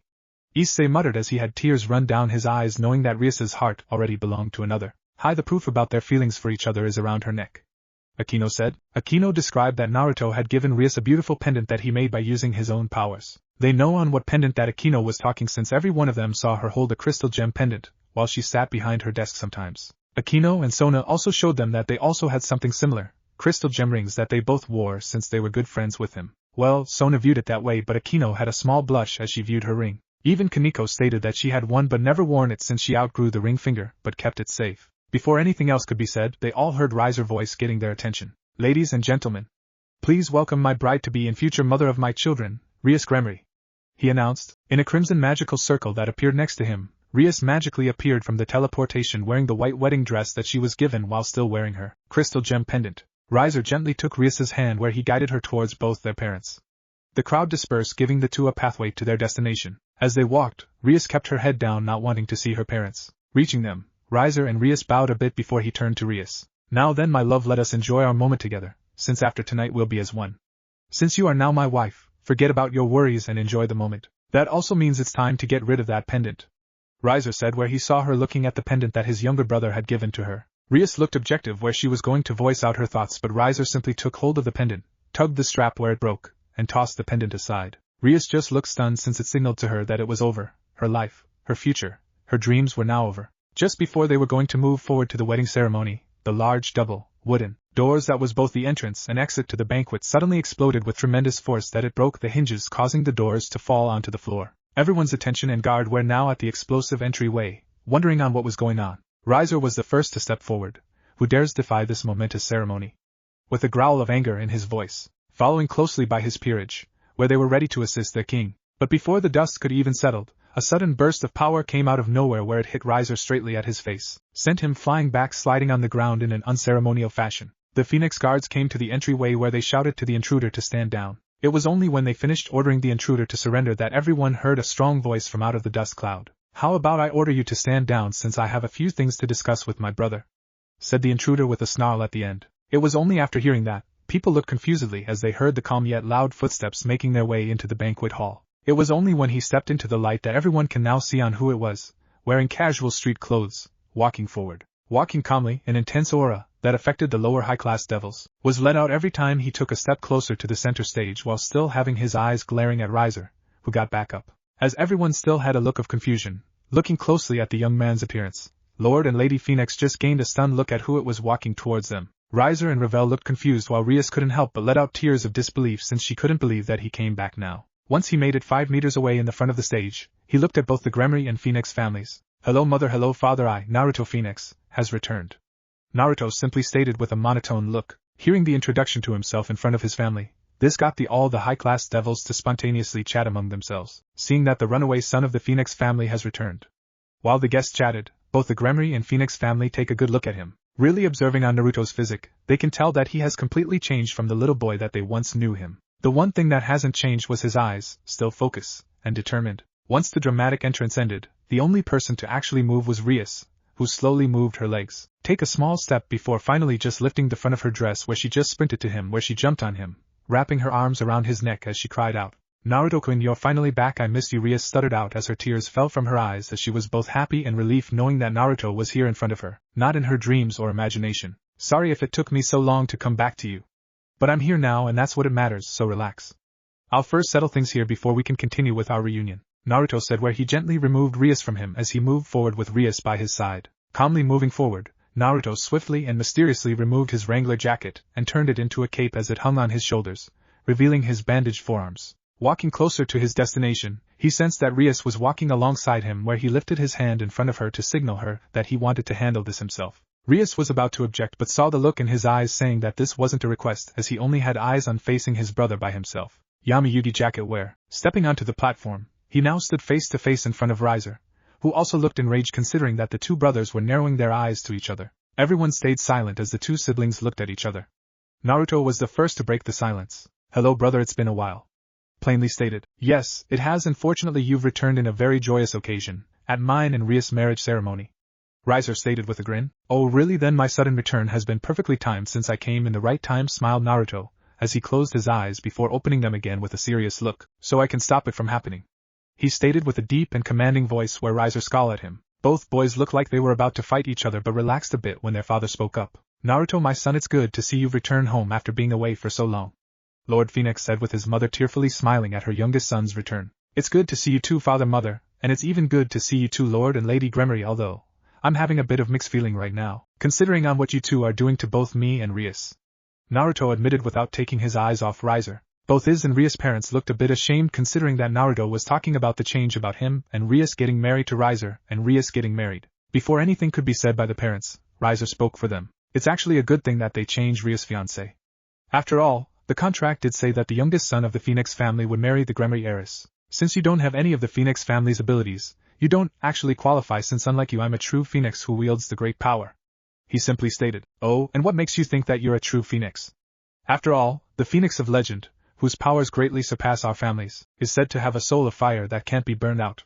And although I may not have the same abilities as the family have, I do have the soul, which is something that you don't have," Naruto remarked with a grin, since he insulted Riser about being a Phoenix. Before things could escalate even further, they all heard a very familiar voice coming towards the two. "Oh dear, it looks like we have quite the predicament at hand." The two brothers turned to see Surzex Lucifer walking up to them with Graphia walking closely by his side. Lord Lucifer, Riser politely greeted, bowing his head lightly. "Yo Surzes," Naruto casually greeted with a lazy wave. My, Naruto-kun, it's good to see you again.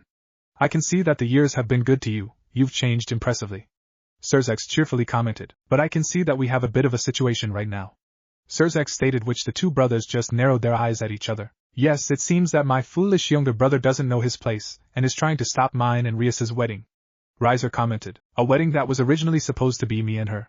It was only just recently that I found out about this, where both of our parents didn't even wait for me to return to the underworld to make such a decision," Naruto stated. Surzex sighed, since he told his parents, Lord and Lady Gremory, about making this decision without talking about it with the two parties, namely Rias and Naruto. Of course, it didn't help that half the party, Naruto, went missing for nearly a decade, making Lord and Lady Phoenix believe that Naruto was dead and such. Thinking about it, Surzex coughed into his hand to clear his throat a bit, as well as getting their attention. "Well, with the lack of communication and other variables that occurred over the years, I believe I have a proper solution for this," Surzex simply stated. Before Surzex could say anything, Riser politely interrupted the Devil King. "By all pardons, my lord, why are we even discussing about this now? Since my brother left, a new engagement contract was formed stating that I would marry your younger sister, so that should be the end of it since the old contract is destroyed," Riser pointed out. "You mean this one?" Surzex responded as he pulled out the old contract from out of his uniform. Riser and their families looked dumbfounded on what Surzex pulled out. Surzex explained that he had Graphia,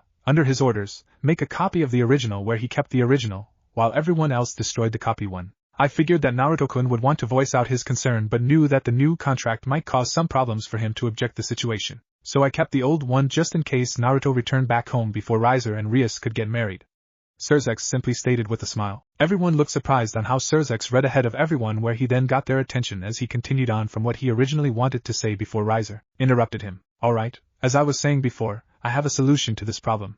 A rating game, a single one-on-one duel between Naruto versus Riser. Of course, if Naruto has a peerage like Riser, then it would be Naruto and his peerage versus Riser with his peerage," Surzex commented. Naruto and Riser looked at each other, where Riser grinned at his younger brother. "I accept those terms, Lucifer-sama.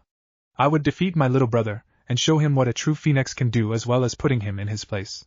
Riser overconfidently stated, I have a peerage and trust me when I and my friends get done, you'll know what kind of phoenix that I am. Naruto responded seriously where the two glared at each other. Well then it's settled, I give you half an hour before you and your peerages begin your match together. Surzex announced where Naruto and Riser stepped back to prepare. Before walking away, Naruto turned to Surzex and Riser as he said one thing to them. Before we begin, the only request that I want in this game is that if I win, both of our contracts to marry Rias is null and void, where she can choose who she should marry. He simply stated, Oh, why would you want that, Naruto-kun? Don't you want to be with my sister? Surzex wondered as everyone was curious about it as well. It's simple really, he started to say as he turned his gaze towards the crimson hair princess in front of him. The only tears a man should give a woman should be tears of joy, not of pain. I gave Rias tears of pain, so I don't have the right to marry her. Simply stated. Hearing Naruto considering her feelings, Rias couldn't help but blush at how Naruto was thinking about her so much that he would null and void their own engagement contract so she can have her freedom. As Naruto was walking away, he didn't respond to his mother and father's calls since he was more focused on one thing. While walking away, he spotted something sparkling where he went and picked it up. 30 minutes later, Naruto and Riser were standing in front of each other where Riser had his peerage stand behind him. Among them, Naruto noticed Revel was also there where he made it known. Okay, how come Revel is standing with your peerage? Did you make our little sister part of your peerage? He asked out loud. Riser nodded in confidence where Naruto said, Why would you do that? For what purpose? Naruto cried out loud. Revel kept quiet while having a faint blush on her face. Riser just answered, strategically, our sister is pretty good at strategy where next to my queen, she can make plays for areas where I'm not around. It's even better since her immortality also gives her an advantage on judging other opponents' strengths, stated the older blonde where Revel looked serious like she was agreeing with Riser. TSK, you're right, if I know you well enough, you probably asked her because of some stupid reason like for a fetish or something along those lines. Naruto remarked back. Ravel's face really turned red while she along with the rest of Riser's peerage thought, he definitely hit the nail on the head. Knowing that Naruto was right. Well, whatever, let's just get our rating game started as I have a honeymoon to get to. Riser simply said as he thought about what he would do with Rias. Me too, I'm going to enjoy beating you and paying you back for all those remarks you gave in the past. It's about time we know what kind of phoenix we both really are. Naruto agreeing with his older brother. Alright then, the field has been set. I'll explain the rules of this match. Surzex said as he took the role of being a referee for this match. The rules are simple. Naruto and Riser would fight each other with their peerages in a simple all-out battle royal where to win is to simply take out Naruto, or Riser regardless, if there are still other pieces in the match. There will be no outside help, which includes familiars. Any type of weaponry can be used as long as it is their own and not outside source. Pawns will be limited to 2 promotions since this would be a quick match. Promotions can happen anywhere without the king's permission. Hearing that, Riser smiled since all 8 of his pawns can turn promoting to queens where he'll have 9 queens off the bat. Naruto didn't show any reaction to it since he kept a good poker face. Another reason is because he knows that Riser doesn't know on what his peerage could do. Naruto-kun, where's your peerage? Surzex asked kindly. Don't worry about them. I had asked Grafia to prepare a separate teleportation circle to transfer my peerage into the game since I like to keep them a secret until the last minute. They'll be transported automatically into the game as soon as I get there as well. Naruto simply answered. Nodding in acceptance, Surzex looked at the 2 phoenix. Alright, with all the rules and stipulations set, let the rating game begin. He stated. The magical circle around the 2 phoenix activated and teleported the 2 into the rating game field. Rating game. The field was simple. It was a large chessboard that was the size of a city with chess pieces the size as skyscrapers. On one side of the board, Riser and his peerage emerged from being teleported. On the other side, Naruto appeared with his peerage following close behind. Both peerages were 5 miles apart from each other. Phoenix Castle. Everyone sat or stand, their own preference, as they all looked through the video screens on the commencement/results of the rating game. Sitting in one table, Rias was waiting in anticipation on how Naruto was going to fight his older brother, Riser. As the Crimson Princess pondered about it, Akino and the other members of the ORC with Sona and Tsubaki were sitting along with her, wondering on what's going to happen. I wonder on what's Naruto-kun's game plan. Things could be disadvantaged if he doesn't figure out a way to handle his older brother along with their little sister. Akino thought out loud. I don't know, but given how he's a battle prodigy it would be interesting to see. Sona reminded the Thunder Priestess. Battle prodigy? Issei wondered as Akino, Kaneko, and Sona are the only ones, besides Rias, who knew anything about Naruto. Kiba and Asia were also curious since they don't know anything about Rias' childhood crush. You see, as many of you know, Rias is considered to be a prodigy herself since she earned the nickname, Crimson Ruin Princess. However, her nickname title doesn't mean much since comparing to Naruto's skill set, he was far stronger than Rias was back when they were children. Akino stated. Hi, Naruto-san is considered a true prodigy since even though he isn't successful academically because of his lack of care for it, he is very intelligent when it came to making not only strategies before a challenge, but also on the fly plans when the situation changes. In fact, he even sparred with Lucifer-sama's pawn, who is one of the top 5 pawns in Devil Society.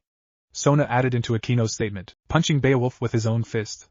Kaneko monotone said, everyone was amazed that Naruto was extremely skilled when he was a kid. Before anything could happen, Xerxes announced the commencement of the raiding game where both brothers released their peerage. There goes Riser's peerage.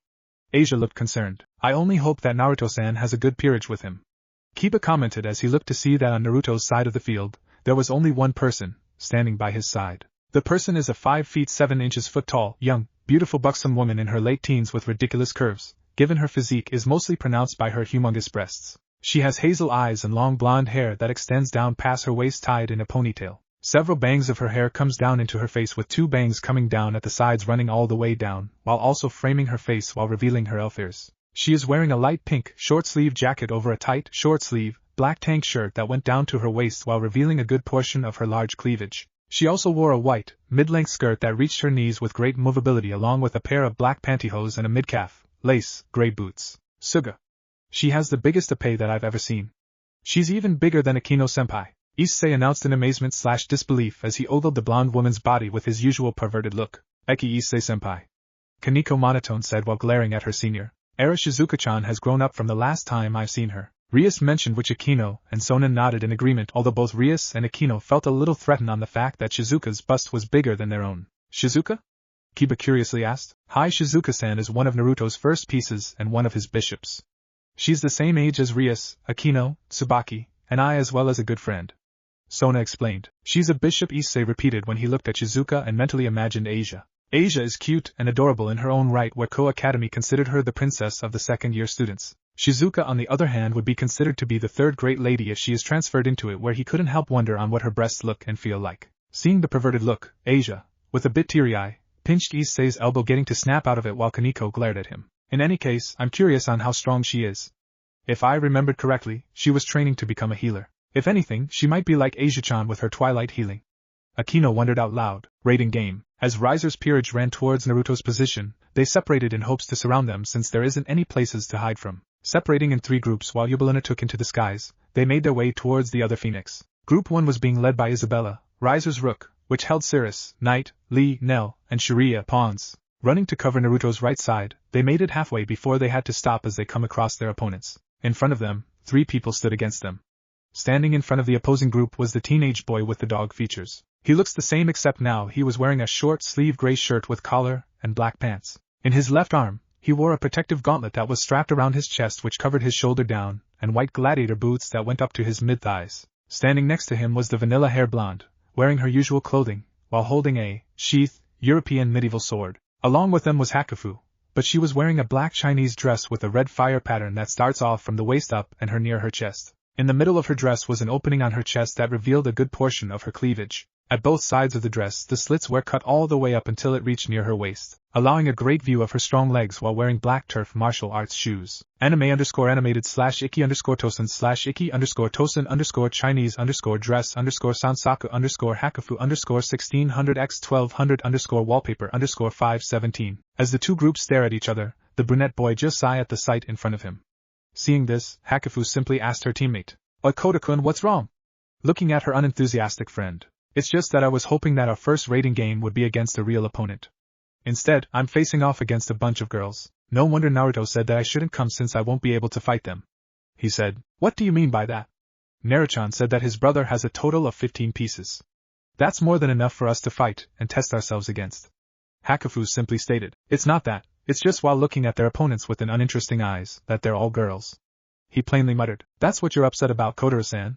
You don't seem to have a problem when you fight me or any of the others?" said the vanilla-hair blonde. "Well, yeah, but unlike you guys, these girls won't stand a chance against us. You guys are strong where I don't have to worry too much since you're all strong in your own right." Kodara replied. "Well, I can understand that," said the other blonde before she quickly drew her sword and blocked a Zweihander strike that would have taken the 3 out. She held the sword back with one hand as its wielder pushed hard with both of hers. It didn't last long as the blonde quickly parried the sword before giving her opponent a strong kick to her stomach to shove her back to her group. Getting their attention, Hakufu simply looked at them. "Now that was rude. Can't you see we were talking over here?"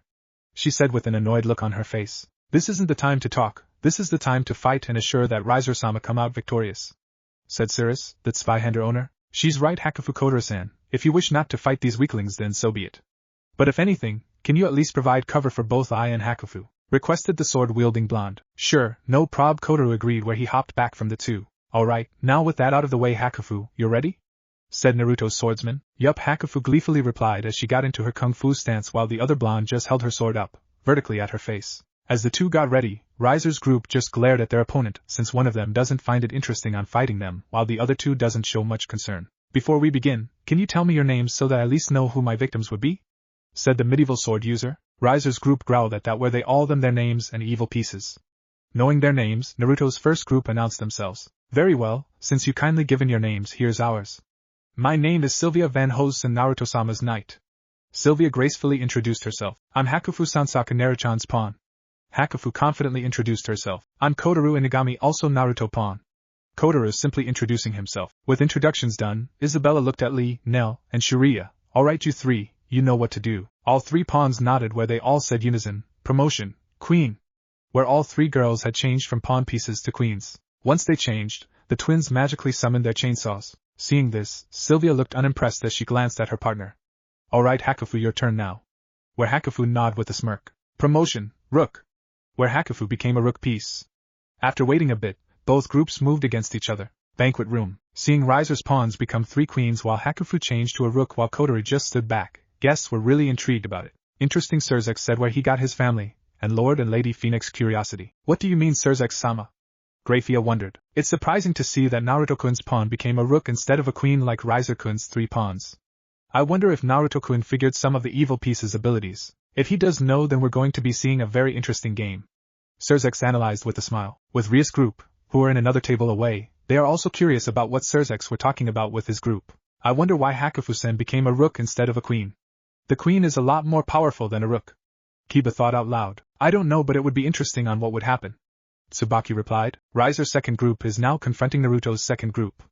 Akino said as their attention turned to the other battlefield in it. Second group. Just like the first group, the second group who were on the opposite side in a distance of the first. Riser's second group was being made up of with the rest of his pawns, and I, Lee, Marion, Burent, and Mira. The five girls stared down at against three of Naruto's other peerage members. In front of them, stood the Chinese sorcerer swordsman with the giant Mexican decent person and the veil-covered woman. Looking at each other, the swordsman was the first to speak up. Well, it's going to be interesting fighting these five girls. Personally, I would have enjoyed it more if they were stronger, but I guess this is a good chance to test myself, said the chestnut-haired boy, True glancing up to the third teammate. What about you, big guy? Are you alright in fighting against these girls? Yuzum asked. Not really, but Naruto is fighting to help his friend. So I'll fight them. Of course, I'll have to hold back so not to hurt them much, said the tall Mexican person. Alright then, Chad, just stand back and watch our backs. Lee and I would be able to handle them, Yuzum cheerfully said, where Chad politely nodded as she stepped back a bit to give his other two teammates some space. Seeing them, Riser's group prepared themselves. Lee asked them their names since he wanted to know his first opponents in his first raiding game. Giving him their names, Lee's group gave them theirs. I'm Lee Sioran, Naruto's knight. Lee introduced himself as he summoned his Chinese Jian sword. I'm Yuzum Izumo, Naruto-kun's pawn, said the well-endowed veiled young woman. I'm Chad, Naruto-san's rook. The muscular, extremely tall man wearing a green, short-sleeved shirt, dark blue jeans and ankle boots. He had a tattoo on his left shoulder that read Amore y Mort in Spanish. Hearing their names, Riser's pawns shouted out, promotion, queen. All five pawns were now queens, where Yuzum shouted out as well. Promotion, knight. Where Yuzum became a knight. Once Yuzum promotion, the two knights moved forward against the five girls. Banquet room. Seeing Yuzum promote to a knight is another surprising move, since now, Lee, Chad, and Yuzum are now facing five queens. Rias and the others wondered on how the three are going to handle five queens. As this was going on, Issei made another perverted comment on how big Hakufu and Yuzum breasts are, breasts that rivaled Rias and Akino. Calmly walking straight forward, Kuroka just sighed as she moved forward to block Riser's final group. Seeing Kuroka being frustrated, her partner decided to find out on what the Nekishu was sighing about. Kuroka, what's the matter? Said the person. What's the matter? I can sense Riser's queen is flying over the field, and yet she'll be going to face Yubelina. Kuroka said. And the problem would be? With an eyebrow raised in curiosity. It's the fact that I won't be able to fight her, Moka-chan, Naya. Kuroka stated. That's all? Moka deadpan said. That's right, Naya. Yubelina was the one that attacked and took out my Chiron. I intended to claw her eyes out with my hands, but Naruto-kun said that I should tag team with you. Kuroka complained. Well, you're more a ground fighter instead of a fly fighter. Moka explained. That true. Kuroka grudged agreed. Besides, Mocha's attention turned to what's in front of them to see 3 of Riser's pieces were standing among them. We got some company, she stated. Hello Kuroka, it's been a while, said Revel. Hi Revel-chan. You've grown a lot since the last time I seen you, Naya. Kuroka cheerfully stated. Same to you. I hope you've taken care of my Nisama when he was away. Personally, I wish we didn't have to do this since I'm curious to know what he has been doing. Revel voiced her curiosity. To tell you the truth, it's been him who has taken care of me in more than one way, Naya, she said with a blush, giving anyone who was listening a few perverted ideas. But if anything, you should be more worried about Riser, since if he fought against Naruto-kun, he'll face a force that will make him wish he never crossed him. Finished Kuroka with a smirk on her face. I don't know what he has done, but Riser Oniisama won't lose against Naruto Oniisama. Revel replied. Well CEO, and before we begin our fight, let me introduce to you to Naruto-kun's rook, the Daywalker, Mocha Akashiya. Kuroka introduced. Mocha Akashiya is an 18-year-old beautiful 5 feet 8 inches foot-tall woman who has long, knee-length, silver hair with red cat-like pupils.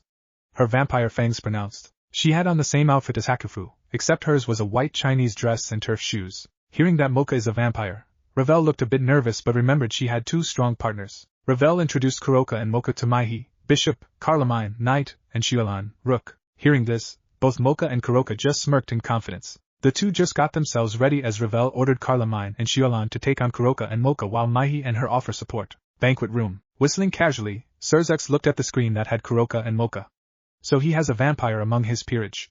That's interesting, wouldn't you say, my son? Lord Gremory stated. Surzex nodded in agreement as Lord Phoenix also wondered on how his son got a vampire, especially a daywalker to boot. Damn that Naruto bastard. He has several sexy girls with killer bodies that rival Bucho and Akino-senpai. Issei stated out loud as he shook his fist in rage at how envious he was to the new Phoenix. Seeing Kuroka and Mocha together, Issei whined jealously at how lucky Naruto has for having a sexy rook and bishop. As he said it, he suddenly thought about what Kuroka said. Wait a second, that Kuroka girl, she said that she wants to fight Yubaluna for taking out Chiron. Who's Chiron? There isn't anyone here with that name. Issei muttered out loud. That because she goes by a different name. She is actually here. Rias pointed out to their youngest member in the group. Kaneko-chan, you're Chiron. Asia said in surprise. But why is Kuroka calling Kaneko-chan Chiron? Issei wondered. That's because that's her first name, the name that Kuroka gave her. Akino playfully mentioned. Why is that? Asia asked curiously as she didn't understand the situation. She's my Wanisama. Kaneko plainly stated. She's your older sister? Issei said in surprise as Kaneko nodded in answering his question. Issei looked back at Kuroka and Kaneko where he finally noticed the resemblance between the 2 girls. He cursed Naruto for having Kaneko's older sister as his bishop. He then imagined on what Kaneko would look like when she gets older, where he snickered at how sexy she would look like. Kaneko kicked him, breaking him from his imagination. Hentai, Issei-senpai. She said. Ano, if Kaneko-chan and Kuroka-san are sisters, why aren't they both in either one of your peerages, Bucho? Asia asked out of curiosity since it kept both sisters separate. You see, Naruto found Kuroka and Kaneko-chan years ago where he took Kuroka in. He would have wanted to have Kaneko-chan in his peerage as well, but given the special circumstances it would have been a problem. So, he asked if I could take in Kaneko-chan as part of my family, which I happily agreed, which I never regretted on my decision. I not only gotten a wonderful rook, but I also gotten both a friend and a cute little sister.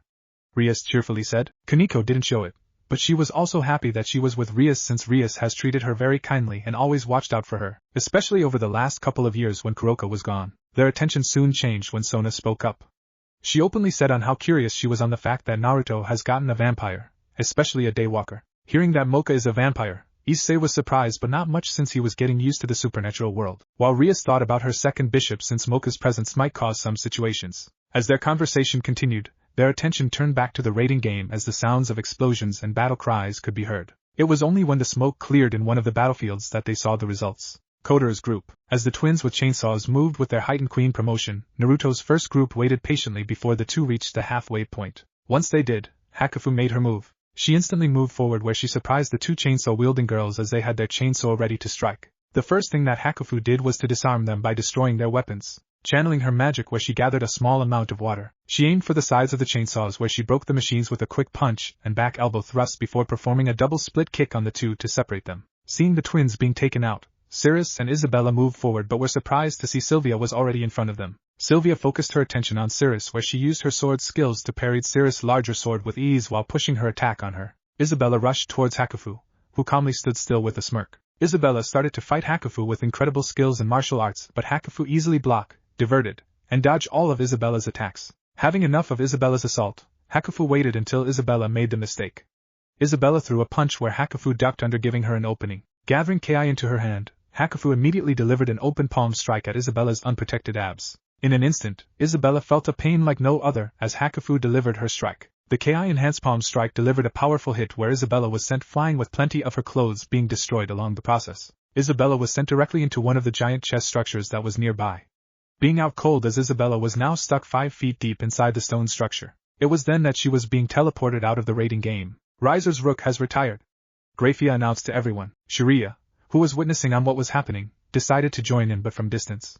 She promoted herself to a queen as well, where she gained a boost of magical power. Staying from a distance, she fired several, simple, fire attacks at Hakufu in hopes to bombard her around. Seeing Shiria firing several volleyball-sized fireballs, Hakufu switched gears where she concentrated with her Ki to manipulate her water nature, gathering a good amount of water around her body, bathtub size, and fired it directly at Shiria's fire attack while running towards her. The water collided with the fireballs which cancelled each other out, surprising Shiria. Before she could react, Hakufu was now in front of her where he delivered a strong left hook into her stomach. How? Shiria stuttered in pain before she went unconscious, where she was then teleported away. Riser's pawn has retired. The twins finally got back up from being kicked away where their head was still spinning. They stumbled close together in order to figure out on what to do, but before they can come up with something, they both heard from behind them. Alright, now it's time for little girls like you to fall asleep. They both turned to see Kotaru was right behind them with his hands on their shoulders while lazily looking at them. Before they can move, Kotaru squeezed a bit on certain part on their necks where it made them twitch for a moment before they went out cold. The two girls were then teleported away from the battlefield. 2 of Riser's pawns have retired. Cirrus panted heavily as she held her sword in front of her, while Sylvia still kept her cool and showed no signs of exhaustion. Looking around her, she knew that Isabella, Lee, and Shiria were now gone, leaving her alone to face these 3. As thought about it, she also wondered to herself, how in the world are we losing this fast? Banquet room. Everyone watched as Naruto's peerage had defeated 4 of Riser's pieces, 3 of which were promoted pawns in their queen form. That made it more interesting since Hakufu, Kotaru, and Sylvia didn't show signs of fatigue during the entire confrontation. Hakufu-san defeated those 3 with ease, with Kotaru just assisting in knocking out the twins with no problems. Akino said as she was impressed on how the first group defeat all but one of their opponents with ease. For Issei, it was kind of hard for him to swallow since he fought the twins and Isabella. Even though they were even, it took him a good effort along with his boosted gear to defeat them. Seeing Hakufu, who promoted to a rook while the 3 pawns were promoted into queens and Isabella as well, was a wake-up call on where he stands. She's strong, Kuniko monotone said. Second group. As the remaining 5 pawns promoted themselves to queens, Yuzum prepared herself in her promoted knight form with Lee, male, being her tag team partner, while Chad stood back as he gazed at what's going to happen. Ni and Lee moved in with Mira right behind, while Marion and Burent stood back to watch on how their 2 opponents will respond. Ni and Lee ran in a zigzag pattern to obscure the 2 fighters. Lee, male, jumped back a bit where he kept his guard up while Yuzum moved a bit forward. Once the 2 Nikomatas girl were at close range, Yuzum made her move. Manipulating her silk veils, she quickly moved with incredible speeds towards the 2 Nikomatas. Once in range, she used her veils as whips to separate the 2. Once separated, Yuzum used her enhanced speed to get right at Lee's face, where she used her veils to wrap around Lee's neck before turning around to use her as a projectile. Being separated from her sister, and I tried to move back together with her. Unfortunately, to her surprise, she saw Lee being used like a slingshot and sent directly towards her. Just barely moving out of the way, Lee continued to being airborne before tumbling to a stop on the ground. And I looked back but was surprised when she felt something pierce her center. She looked back to see Yuzum was now in front of her but had changed her silk veil into a lance that was thrust into her gut. With that, I had checked out, which it was known to everyone. Lee looked up to see her sister being taken out, but before she could do anything, Lee, male, caught Mira where he threw her towards Lee. The 2 collided together but ended on the ground. Quickly getting into stance, Naruto's knight held his sword horizontally while having his hand up vertically on the middle of the steel. His sword began to glow where static power was being let out. Gathering the amount he needed, he held his sword up and swung. Obey thy command. Thunder, come forth. Lee shouted where a lightning slash was sent directly at the 2. Before it could reach the 2, a wall of fire in front of Lee and Mira where it protected them. Seeing the firewall, Lee, male, and Yuzum looked behind the 2 girls to see Marion and Burent with their arms up, showing that they created the firewall. It seems that in order to take this group out, we're going to have keep them busy so they can't work together. Lee commented. Yeah, it looks like we're going to have to fight back to back in order to take these girls out. Yuzum suggested where Lee nodded in agreement with her assessment. Both moved forward where they moved together in order to take them out. Banquet room. Everyone watched as the raiding game has been showing some interesting things. Rias and others watched as Naruto's peerage moving closer to victory since Kotaru's group is still strong with only Cirrus the only left. This is good. Naruto-san's group is so far taken the lead with none of their members being taken out. Kiba remarked. Yes, but personally, it's making me grow more worry. Sona said. Why is that, Sona Kaishu? Tsubaki curiously asked. Because all but one of Riser's peerage is accounted for. Sona said, where everyone in the table realized on what she meant. On the screen, the sudden appearance of Naruto's first group with Kotaru, Hakufu, and Sylvia. Before anything, a sudden flash was seen from above where all three looked up to see a couple of fireballs came down on them. Fortunately, before it could even reach them, a powerful flower petal whirlwind came out of nowhere where it caused the fireballs to explode in midair before even reaching the team. On the sky, Yubelina witnessed on what was happening where she saw Cirrus was standing alone. Seeing this, Riser's queen saw that the three had their attention on Cirrus where Sylvia was dueling against the knight. She decided to take advantage of it where she gathered her magical power and fired several her fireballs. Her attack was stopped when the petal whirlwind surprised everyone, including her, that it stopped her attack. Before she could wonder on what happened, Yubelina heard a voice across from her. Era not bad on attacking them when they didn't keep their guard up in the sky. But unfortunately for you, you didn't suspect that Naruto-kun would also thought about it where he had me just watch over them and take care of any stray shots, just like you. Yubelina looked in front of her to see someone gently hover down with their devil wings completely spread out. Floating in front of the bomb queen, she can see a young, beautiful woman in her early 20s. She stood at 5 feet 9 inches foot with amber eyes and long light brown hair. Her hair is longer than her knees with her right bangs are long and are kept behind her right ear along with the rest of her hair. Her left bangs are shorter than her right, however they are still longer than her face. This cluster of hair hangs freely in front of her left ear. She was wearing a tight white leather pants and leather jacket that left her stomach exposed, which gave a good view of her splendid curves, more on her breasts which were even bigger than Shizuka. She had an ample mark on her left breast. In her hands she held an elegant katana in her right and its sheath in the left. On her left leg she had a pair of throwing knives strapped to a small belt around her leg. Still, it's a pleasure to meet a fellow queen. Now, before we get started, let us introduce ourselves, since even though I learned a bit about you before our meeting, I believe that a proper introduction with each other would be appropriate, said the young woman. Very well, I'm Yubelina, Riser-sama's great queen. Yubelina said. A pleasure to meet you, Yubelina. I'm Yuko Sajiri, Naruto-kun's left-handed queen. Yuko simply said. Left-handed queen? Why you call yourself that? Yubelina asked as she held her scythe on the ready. It's because the right hand is reserved for that special person. After all, like Grafia-san is Lucifer-sama's right hand, Naruto-kun's right hand hasn't yet made her appearance. Although, hopefully she doesn't mind on sharing him with those of us that are interested in him as well, said the light brunette as she had a bit of a red on her cheeks. She closed her eyes before reopening them to reveal that she was now serious. But I believe that's a conversation for another time. Right now, I believe it's time to see which queen is stronger, don't you agree? Yuko implied as she sheathed her sword where it is attached by her waist. Ditto. Yubelina agreed where she prepared her scythe. Waiting for a bit, Yubelina made the first move where she channeled her magic into her scythe where it fired several large fireballs as Yuko just calmly looked on before she made her strike. Banquet room. Everyone saw the appearance of Naruto's final member, his unknown queen, now hovering in front of Riser's queen. As the two had their little discussion, several people, mainly the men, looked at the young queen. I take back what I said about Shizuka-san. Naruto's queen has the biggest epee I've ever seen? Issei blurted out without a care on who listened in. Yuko Sajiri-san glancing at Yuko's body figure, it appears that Naruto has gotten himself some interesting people to be part of his peerage. Don't you agree, Rias? Sona asking her childhood friend as she stared at Naruto's queen. Hai nodded in agreement before continuing on, although I'm curious to see how she would do against Yubelina. Don't you agree, Akino?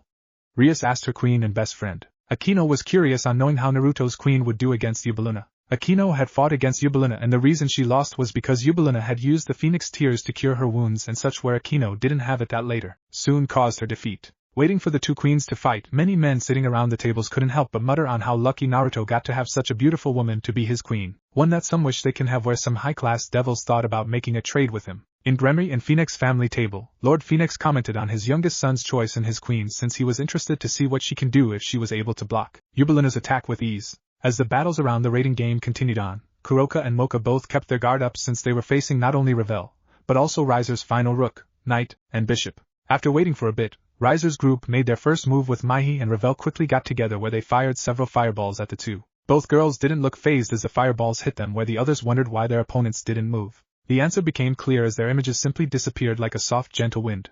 Kuroka and Mocha were illusions as they had disappeared. All of them tried to look for them when all of a sudden Kuroka appeared in front of them again. Smiling confidently in a sinister way, the raven-haired Nekasha simply said, Era, that was a good effort if we were rookies, but unfortunately, I and Mocha have been personally trained by Naruto-kun. And you do remember Naruto-kun is like when it comes to fights, where Revel reluctantly nodded since she remembered when she was younger on how skilled Naruto's combat skills are. Before anything else could be said, Kuroka simply stated with a smile, also watch out Naya. They looked confused before they realized on what she meant, where they looked around to see Mocha was now running towards them before leaping into the air for a flying high kick.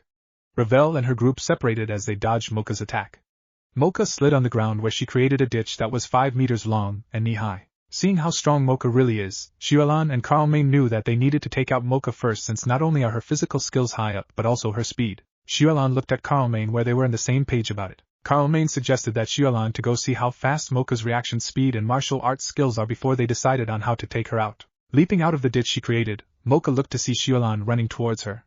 Seeing Xiaolan coming at her, Mocha witnessed Xiaolan had her hand and feet covered in fire. Not feeling concerned, Mocha steadily waited until Xiaolan came to her. Getting within striking range, Xiaolan punched and kicked Mocha in any way she could in order to injure Mocha. Unfortunately, Mocha simply dodged every last of Xiaolan's strike without her even touching her. Getting annoyed, Mocha decided to end the fight by catching Xiaolan's high kick while avoiding the flame around her foot. "You're annoying, know your place," Mocha simply stated as she backflipped her body, tugging at Xiaolan closer. Letting her go, Xiaolan didn't have a change to block properly Mocha high kick to her face where she was shot back into one of the giant chess pieces. Seeing Xiaolan being sent flying, Carlmain looked worried before she heard steady footsteps coming towards her.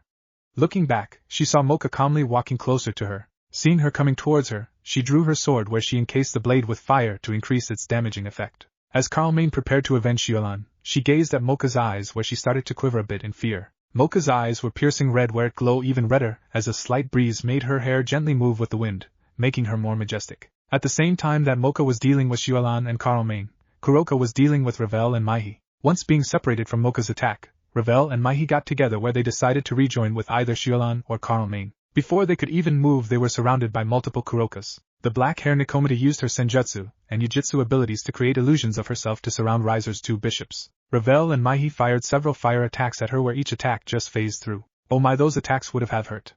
Too bad for you two to have such poor aim.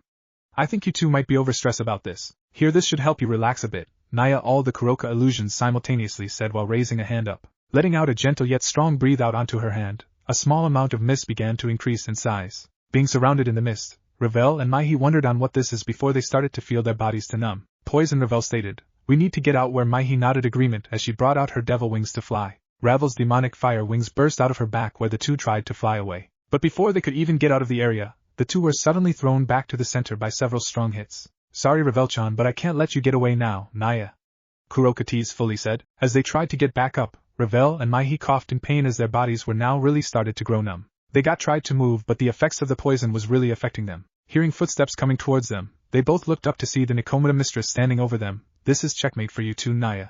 Ravel, you might be a phoenix, but unlike the legendary true phoenix and Naruto-kun, a phoenix's physical ability can't heal poison.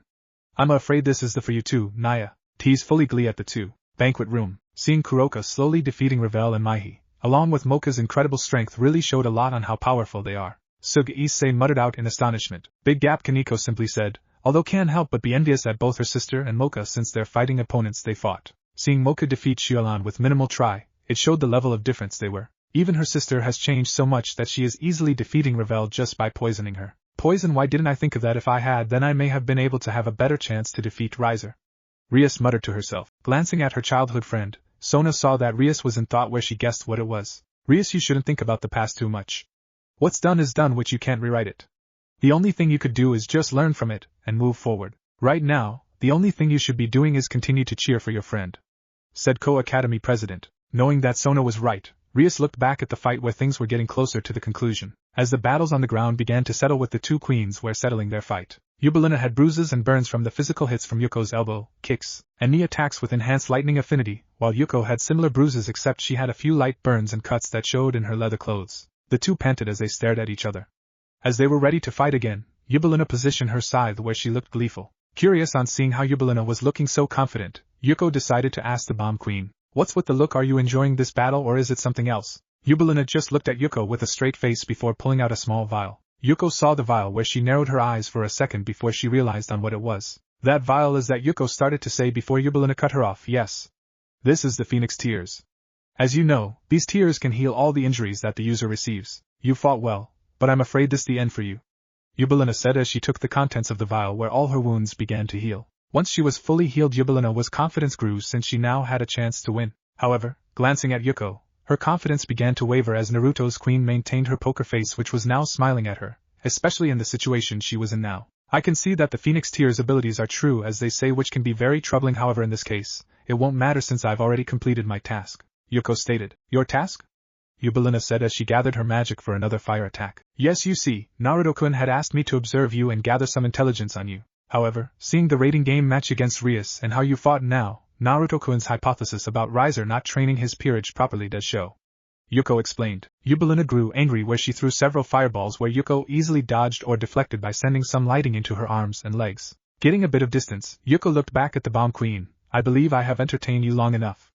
It's time to finish this, she stated as she began to draw her sword from its sheath for the first time in their battle. It was then that Yubelina, and those in the banquet room, gazed at flameless Phoenix Queen. Yuko's long silk hair began to change hair color where it changed from light brown to silver white, like Graphia. Once her hair had completely changed, Yuko pointed her katana at Yubelina as she stared back. Yubelina didn't wait for Yuko to make a move where she gathered a large amount of fire magic against the now silver-hair queen. But before she could even attack, Yuko moved forward with her sword covered in lightning. Yubelina attacked with a concentrated fire blast at close range to take out Yuko.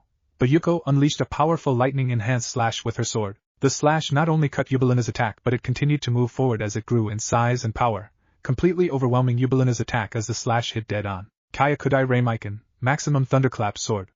Yuko calmly said as her placed back her sword in its sheath while Yubelina is forcefully teleported away in a magical teleportation circle. Riser's queen is retired. Graphia announced. Yuko breathed easily as she took out Riser's queen where it shows with her hair going back to normal. It was then that she heard from the intercom in her ear. Yuko-chan, I sensed that you fought and took out Yubelina. Are you alright? Naruto asked. I'm alright, Naruto-kun. I just have a few injuries. Yuko responded. Alright then. I'll send Shizuka to take a look at you, or are you okay with just yourself? Naruto said. I'll be alright, I do have medical knowledge as well. Save Shizuka for anyone else who will need it. Yuko replied, which Naruto agreed. Banquet hall. Everyone showed on how impressed or shocked at how Yuko defeated Yubelina. Akino was the most surprised/stunned than everyone else since she fought against Yubelina, who also used the Phoenix Tears to defeat her. However, Yuko was in a similar situation that the Thunder Priestess was in, yet Yuko defeated Yubelina with ease. Naruto-kun's queen is very impressive, said Lady Gremory stated, which everyone agreed. But I must say, she does look like you, Graphia-chan, Surzex commented to his queen, which she nodded in agreement. However, Surzex continued on with his comment. Although if I'm so boldly say Yuko is physically more well endowed, he said innocently enough. Although, once he finished it, he suddenly felt a painful tug on his cheek where he saw Graphia pulling his face with her hand while still maintaining her monotone look. Please learn how to properly speak, Surzex-sama. Graphia plainly said, where Surzex agreed with. Hearing Yubelina has been retired, Revel coughed harshly while thinking on how bad the situation is growing. Before anything else could happen, she suddenly heard Graphia announce in the area. Riser's knight is retired, Riser's 5 pawns retired. Hearing that everyone except her, Maihi, Carlmane and her brother are the only ones left, Revel knew that they'll lose if they don't take out Mocha and Kuroka first before any of their backup comes here. Revel used her remaining strength to do something to keep Kuroka at bay. She wielded her Phoenix ability of fire to encircle the two where it spread until it reached Kuroka's illusions. Revel contracted her fire to encircle both her and Maihi before she elevated her encircle fire to expand in height so to keep Kuroka's at bay. Kuroka stopped her assault as she saw the youngest Phoenix encircling herself and her teammate in fire. She knew that it kept her at bay as well as burned the poison that she unleashed away. Deciding to wait, Kuroka just glanced at the flaming barrier. Her attention then changed when she heard Graphia out. Riser's knight has retired. Glancing at Mocha, she saw the young beautiful vampire held Carlmane by her neck as her armor was stripped out, and clothes shredded with her swords on the ground before she vanished from the raiding game. Taking a closer look, Kuroka saw that the only visible injury Mocha had was a deep cut in her arm as blood gushed out from the slash. Mocha, are you alright? Kuroka asked in concern to her vampire friend. I am alright. I just need Shizuka or Yuko to look over the injury. Mocha replied calmly. I contact Naruto-kun and Naya. Kuroka said, where she contacted Naruto through the intercom in her ear where he was sending Shizuka to their location. Revel and Maihi were strategizing on what to do. When Revel created her fire barrier, she took out her Phoenix Tears where she and Maihi recovered a bit from Kuroka's poison. As the two bishops discussed on their plans, they both heard Graphia announce Carlmane's retirement, which meant that they were Riser's last defense. Before they could figure out on what to do, they suddenly witnessed Ravel's fire barrier was cut in half. Before they could do something, a water whip came out of nowhere where it caught Maihi from her ankle and tossed her into the air. Ravel was about to help but suddenly leapt out of the way from an energy attack. But leaping out of the way, Maihi was struck by lightning where she was then taken out of the game. Ravel balanced herself out where she saw right in front of her was her brother, Naruto, entire peerage standing above her. She looked around where she saw everyone where she spotted Shizuka using her magic to heal Mocha's injured arm while Yuko stood at the back. Ravel-chan, I suggest you retire now since I doubt you can beat all of us now, Naya. Kuroka simply said as she tilted her head cutely. Ravel shook in frustration before resigning herself since she knew she can't beat them all. Before she could even announce her retirement, Kotaru and Chad jumped in front of everyone. Inagami Ryokuga, Inagami style, Vacuum Fong! Kotaro shouted as he fired a KI attack that turned into a Shadow Fong. Chad thrust a punch where he fired a magical energy blast where the two attacks synced together. It was then that an explosion was heard in the air. Everyone looked up to see the explosion disperse where they saw a shadowy figure hover down to everyone. It was then that everyone saw who it was since the fire wings were a dead giveaway. Nisama! Ravel shouted back in relief since she knew that her brother would change the course of this match. Looking down, his eyes gazed at his opponents. Although his eyes leered more on the women in Naruto's peerage, especially on Shizuka and Yuko considering their breast size. I can't believe that my little brother was able to take out all of my peerage members. Although, I must say that he chosen poorly considering he has several male members in his team. You all did well against my peerage, but against me, I can take you all on with ease. Riser confidently said, narrowing their eyes. They can see how arrogant Riser really is, which they mentally agreed with Naruto that Riser is overgrown jerk. Alright then, bring it. If you're so confident, why don't you come down here and take your beating like a man already? I'm going to enjoy beating your face into the ground, you lecherous playboy. Kotaro growled at him as he was eager to start fighting the overconfident phoenix. TSK, my brother seems to be lacking in training his pieces if they bark back at their superior with such disrespect. Riser announced to them, respect? How the only respect I have for you is the same respect I see a bug on a carcass of a dead animal. Kuroka said as she walked up. Oh my, Kuroka-chan, I can see that you've really grown. It's a shame that my annoying little brother didn't trade you to me, since I have no doubt that we would have a pleasant time together. Riser flirted the black hair Nekashu. You're still the same jerk that I know, Riser. Comparing you to my king, he definitely outranks you in everything, and I do mean everything. Kuroka teased at the older phoenix male. Naruto's peerage chuckled at what Kuroka said before they heard Ravel shout at them to quiet down but didn't. Maintaining his cool, Riser didn't let Kuroka's insult get to him. Oh well, it seems now that I am going to have to show all of you some respect. I'll take out the men first so that way I and all of you ladies can start to get to know each other, since I'm sure I can convince you on how much more pleasant I can be instead of my disgrace of younger brother. Riser simply stated as he enhanced the flames on his wings more. Everyone prepared before they heard footsteps coming from behind. They turned to see Naruto walking up to them. All of you guys did great. But I'm going to have to ask you all to step down at this point, Naruto confidently said with a smile on his face, since his peerage has really grown to be very strong. However, his pleasant smile only lasts for another second before he opened his eyes to reveal his serious face. Since if anyone is going to take out my brother, it's going to be me, he stated with a commanding tone. Steadily walking forward, Naruto stopped as he reached Shizuka. Taking off his jacket, he handed it to her. Here, Shizuchan, I don't want it to get destroyed. So can you hold on to this? He asked his blonde bishop. Shizuka nodded where she held his jacket once she was done healing Mocha's arm from the slash Karl Main gave her. Moving forward, Naruto kept his eye on Riser as he spoke to his peerage. You guys have really improved in these past 5 years. I'm glad you agreed to be part of my team. But now, this last challenge in our first rating game is for me and me alone. If you guys don't mind, can you stand back since I'm going to show my brother on where he stands now? Where his peerage agreed, although Kotaro whined about not being able to punch Riser's face. Walking a bit more, Naruto stopped next to Ravel. You should also get back, Ravel. You'll only be in the way, he suggested to his little sister. Ravel was about to retort but saw Naruto's eyes where her body froze, since Naruto's eyes show eyes of a seasoned warrior, a glare that made her believe that she can actually die. Ravel just knelt down in submission where she moved back. Once Ravel left them alone, Naruto put his focus on his brother Riser, still wearing his white wedding suit, touched down on the ground to be on even eye level. Being overconfident, Riser simply walked up to Naruto with one of his hands in his pants pocket. Now then, Naruto, why don't you for once be smart, and just forfeit, since you do know that I'm going to win?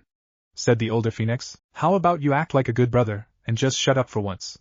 Naruto replied, narrowing his eyes at Naruto's comment. Riser stopped just in front of Naruto. You know you're trying my patience now. Just give up, since unlike the rest of our family, you don't have any of the Phoenix family regenerative powers or even our great flames. Riser commented while releasing his flames to surround the two of them. I may not be able to wield the flames of our family, but that means nothing to me. And by the way, if you think you can use such a cheap pyro technique to intimidate me, then I can see why you be so scared of me. Smirked Naruto as he didn't show signs of weakness or fear. Riser growled in frustration as Naruto stood perfectly still, keeping his smiling poker face without blinking, having his guard down and such. Basically, Naruto was telling him through body language that he didn't consider his brother, Riser, a threat. Alright, I had enough. I'm going to finally put you, Riser shouted before he was cut off by a fist in his face. Naruto had enough talk where he simply punched Riser's face with a good amount of force while bending both his arms and knees a bit, bringing up his guard. Pulling his fist back, he looked at his older brother. Oh, did that hurt? I'm sorry if it did, but I just had to, since I figured it would be great to rearrange your face to something better considering on how you look now. Naruto remarked with a smirk. Why, you little, Riser said again before he was cut off by another punch at his face,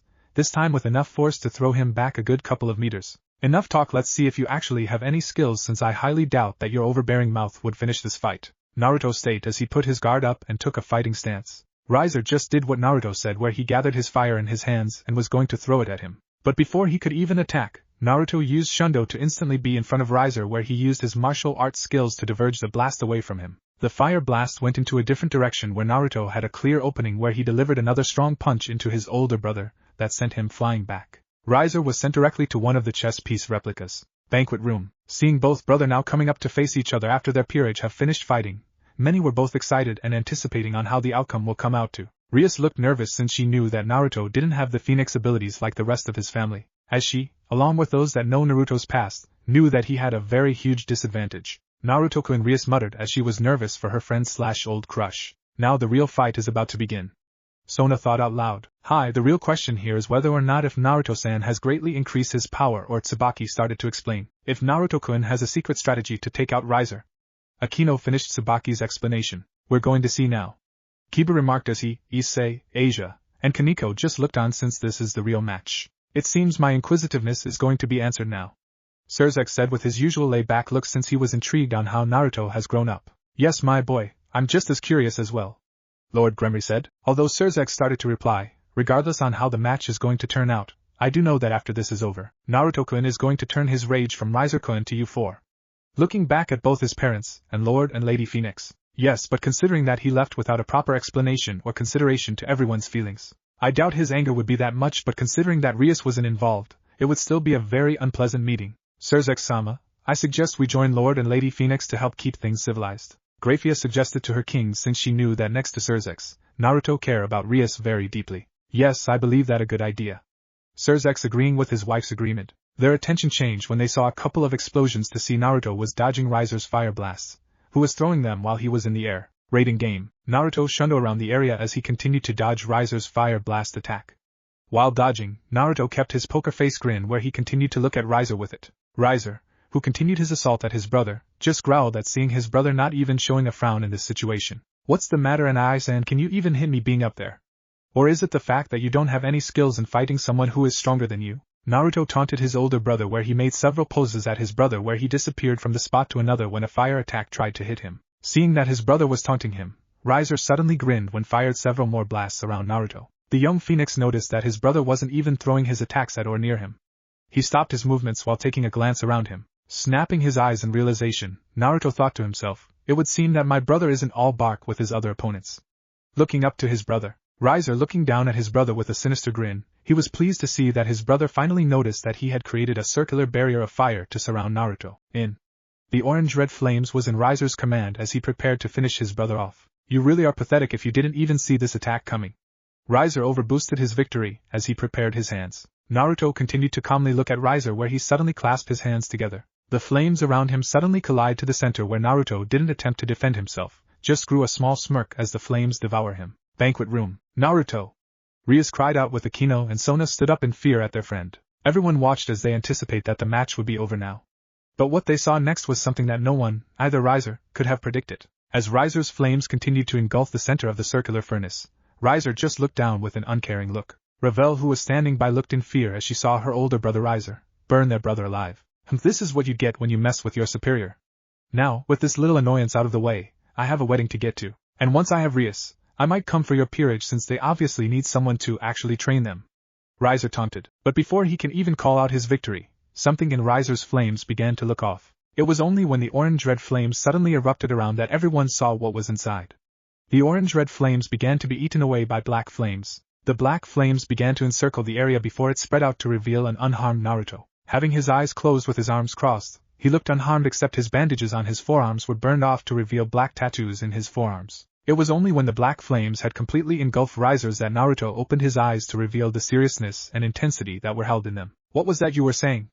If this is the level of my superior, then I'm going to reveal what a lackey can do. Naruto taunted as the black flames began to recede into Naruto, showing that Naruto was the wielder. Seeing Naruto commanding the black flames, Rias looked stupefied/stunned/shocked at what he was seeing from his little brother. Impossible. You don't have the flames of the phoenix. How can you even wield these flames? Rias asked with a commanding tone. That's simple, there are more than one type of flame in the world. I just happen to be a wielder of another type, a type that only one other being is able to handle. said Naruto with a growing grin. Another being? Riser confusedly repeated. That's right.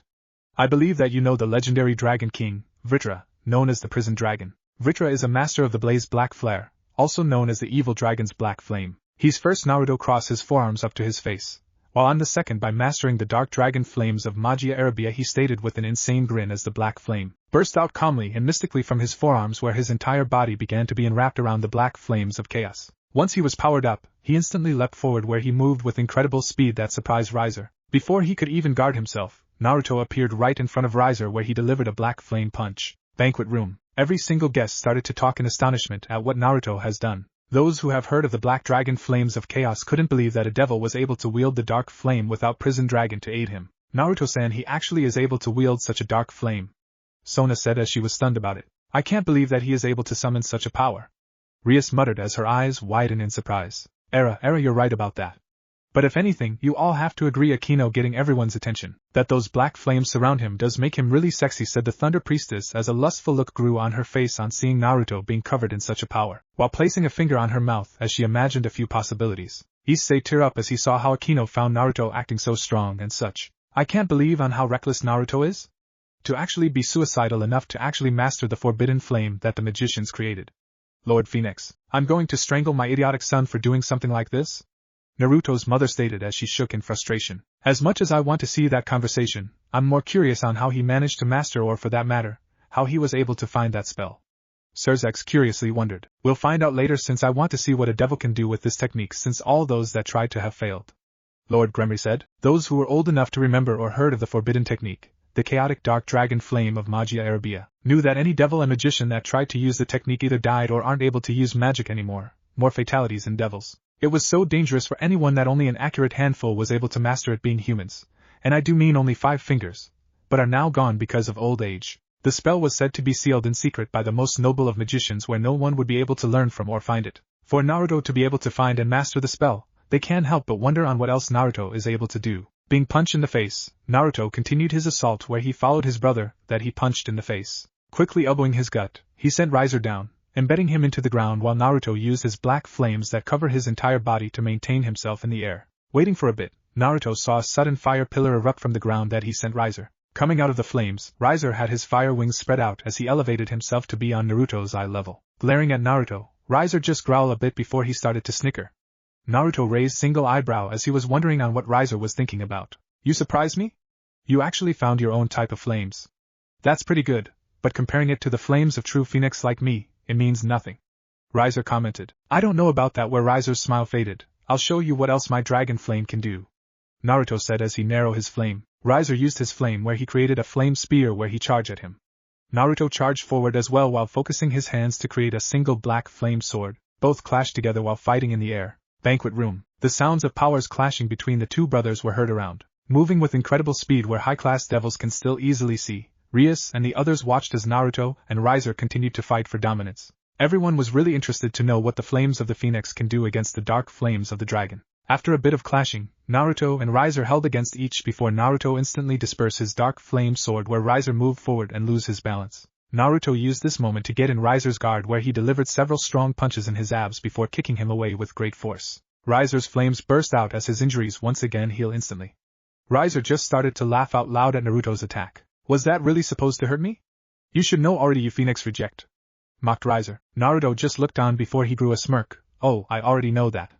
But for me this gives me a perfect chance to try something that will give the win. Where a look of confidence grew in his face. As Riser looked on, Naruto dropped to the ground, where he breathed deeply and calmed down his body. Once he was centered, he crossed his forearms with his hands fully open as he gathered power. I would never attempt to do that technique again, but it's a good thing that I'm only going to balance it out instead of synchronizing it, Naruto thought as he looked at his brother. The energy gathered around his open palms began to take form of the Rasengan, except it was growing bigger, while one of the energy attacks was starting to grow white flames while the other became embedded with dark flames. The thing that got most their attention was the fact in Naruto's hand that held the light flame Rasengan began to sizzle/stench his skin as a small burn mark started to appear in it. I hope you're ready, brother, you'll see on what kind of phoenix I really am.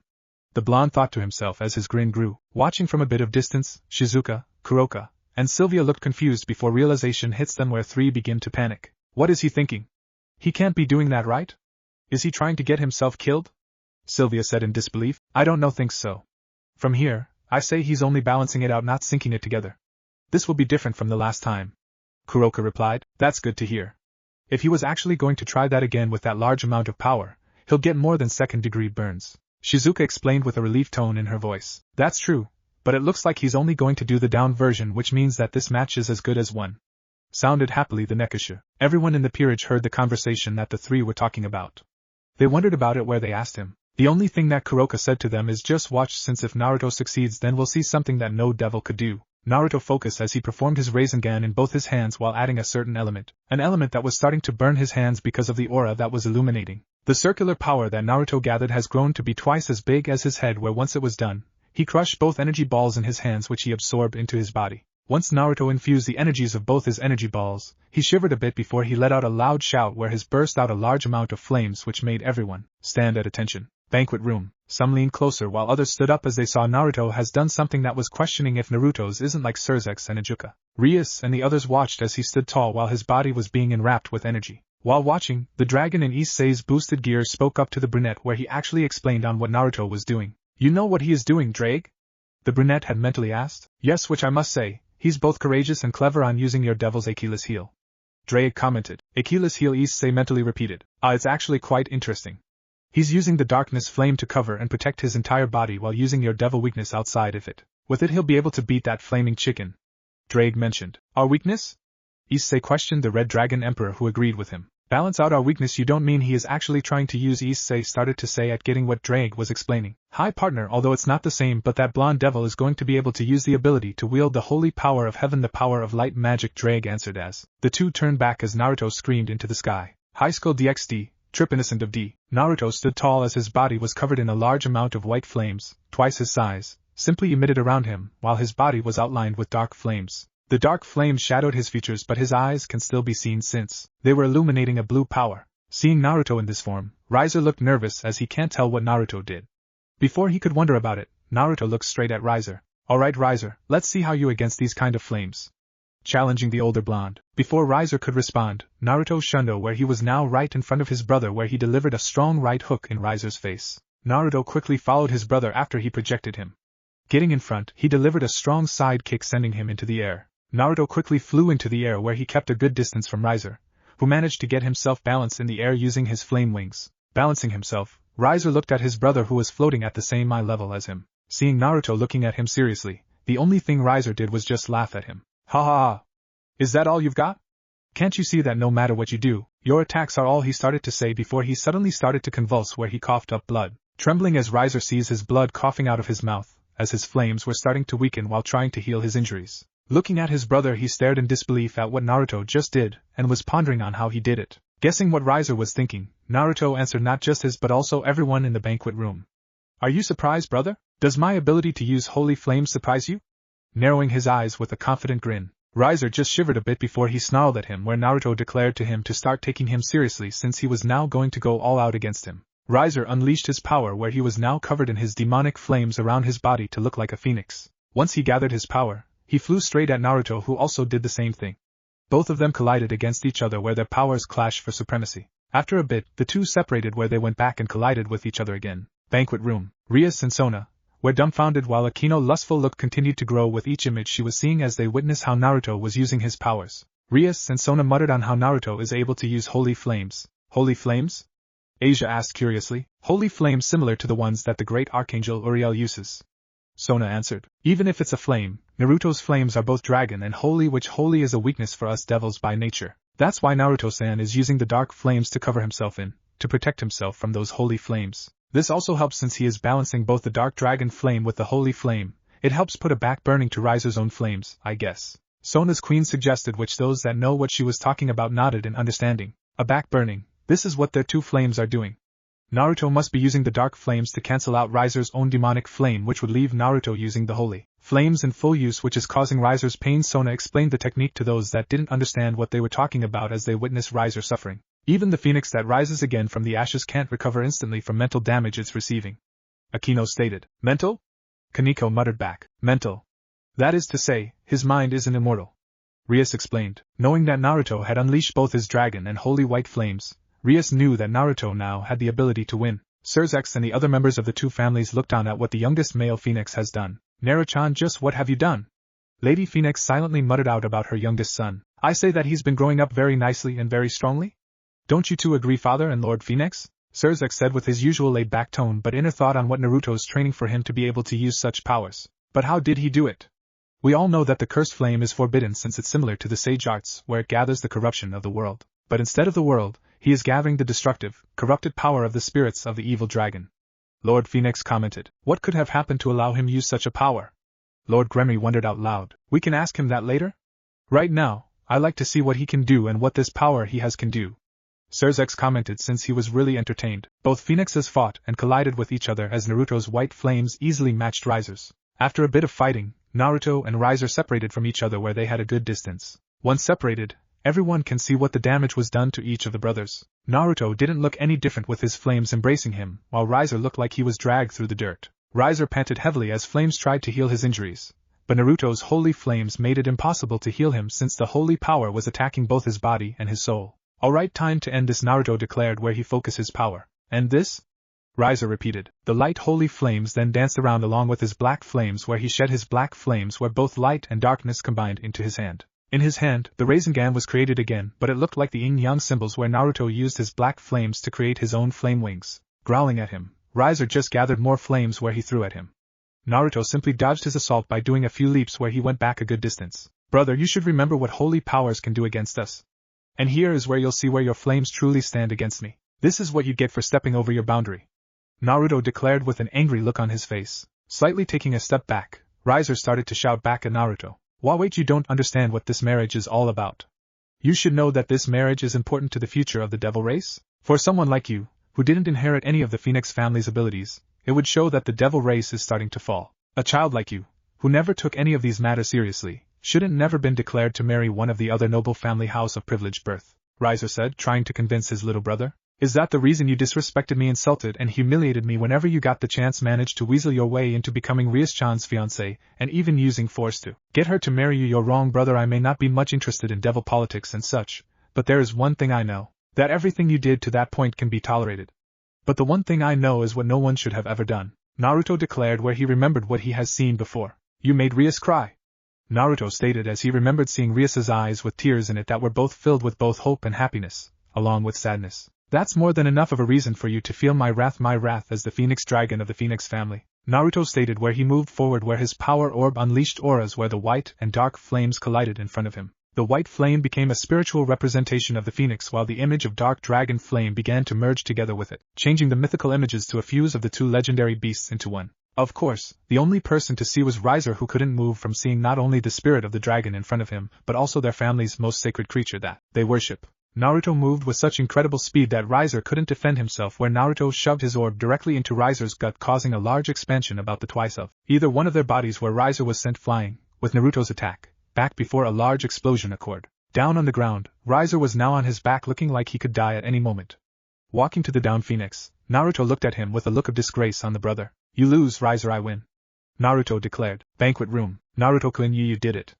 Rias just muttered as she looked happy at Naruto's victory. It was then that she heard from behind. It looks like it's over now. End soundtrack. She turned back to see Shizuka, who had a smile on his face. The arena that held the raiding game began to dismantle itself apart where Naruto looked at his peerage and told them to go back to their temporary home, which they did. Naruto saw Revel come and picked up their brother while Naruto just leapt into the air then gently fall to the ground before unleashing his black flame wings to slow down his descent. Landing on the ground in his backyard, Naruto looked pleased since he felt like he has finally put an end to one of his inner demons. It was only after a second that he stood up where before he could even look around he was suddenly embraced in a loving hug. He immediately saw Rias' figure was now holding him with tearful eyes. Naruto just gently smiled at seeing Rias finally having the weight of her fate gone for now. Naruto, the Crimson Princess said, Who are you? You're not the Rias I left all those years ago. Naruto said. Rias looked up to see the confused look that the black flaming wielding phoenix had on his face. Before she could even question him, he suddenly snapped his head where he looked upon her with realization. Oh, this is probably why I didn't recognize you. After all, I gave this to the Rias I know, Naruto stated where he pulled out the crystal gem pendant that Riser thrown away and that Naruto picked it up after. Rias looked surprised before he motioned her to turn around, which she happily did. Just like over 7 years ago, Naruto placed the pendant around Rias' neck where the gem proudly settled in its rightful place on her chest. Now that better? Now you're the Rias that I remembered. Naruto declared where Rias agreed since that pendant definitely represented the bond that the two held together. It was around this time that their friends started to arrive since they wanted to give the two their private moment. Before things could be said, Rias was suddenly surprised when Naruto picked her up like a princess. Even though I know that I'm going to have to meet my parents, I believe that I should stay with you first for the night, Naruto said as he turned around and unleashed his black flame wings where he took off with Rias in his arms. Watching the scene from above a balcony, Lord and Lady Phoenix looked on in surprise as Naruto was taking off with Rias in his arms. They actually believed that Naruto would come up to them to talk things out. Before anyone could attempt to stop him, Surzex just walked up to the group. Well, I'm glad that the results are now over with and the contract with Riser is nullified. Just the contract with Riser? Grafia mentioned in a pleasing tone. Yes, since I'm pretty sure that Rias would want to keep the contract with Naruto active, given how close the two are, Surzex said before he looked at both lords and ladies of the Gremory and Phoenix family. Although, I must apologize to you for, he said where his father asked why he was apologizing. I learned from my pawn, Beowolf, that he along with the other members of my peerage have spread word about Rias and Riser's marriage to everyone so they can also celebrate the special festivities. I guess word must have spread so fast that it reached Naruto-kun ears. Pondered Surzex where everyone looked at him with a bit of confusion and wonder. Surzex-sama where he turned to Grafia. Did you happen to be the one to tell them to spread the word out to everyone? She asked her husband with a knowing look. Now, what makes you say that? Surzex responded where the parents now understand on how and why Naruto made his sudden reappearance back to the underworld. In any case, even though it turned out like this, I can at least say that I hope my son, Riser, has learned a lesson on relying too much on our house's ability. Lord Phoenix which Lady Phoenix also agreed. The power of the dark dragon flame of Magia Arabia the Securudii, emerging in as my sister's pawn. Things are going to get interesting soon, Surzex muttered out to those are able to hear it. They soon watched as Naruto just flew into the moonlight with Rias in his arms. What if Naruto stops Rias wedding high school DxD? And thanks for watching my video till the end. If you enjoy this content, then do consider subscribing to my channel, and leave a like if you guys need the next part. Comment down and thanks for watching the video and see you guys in the next video.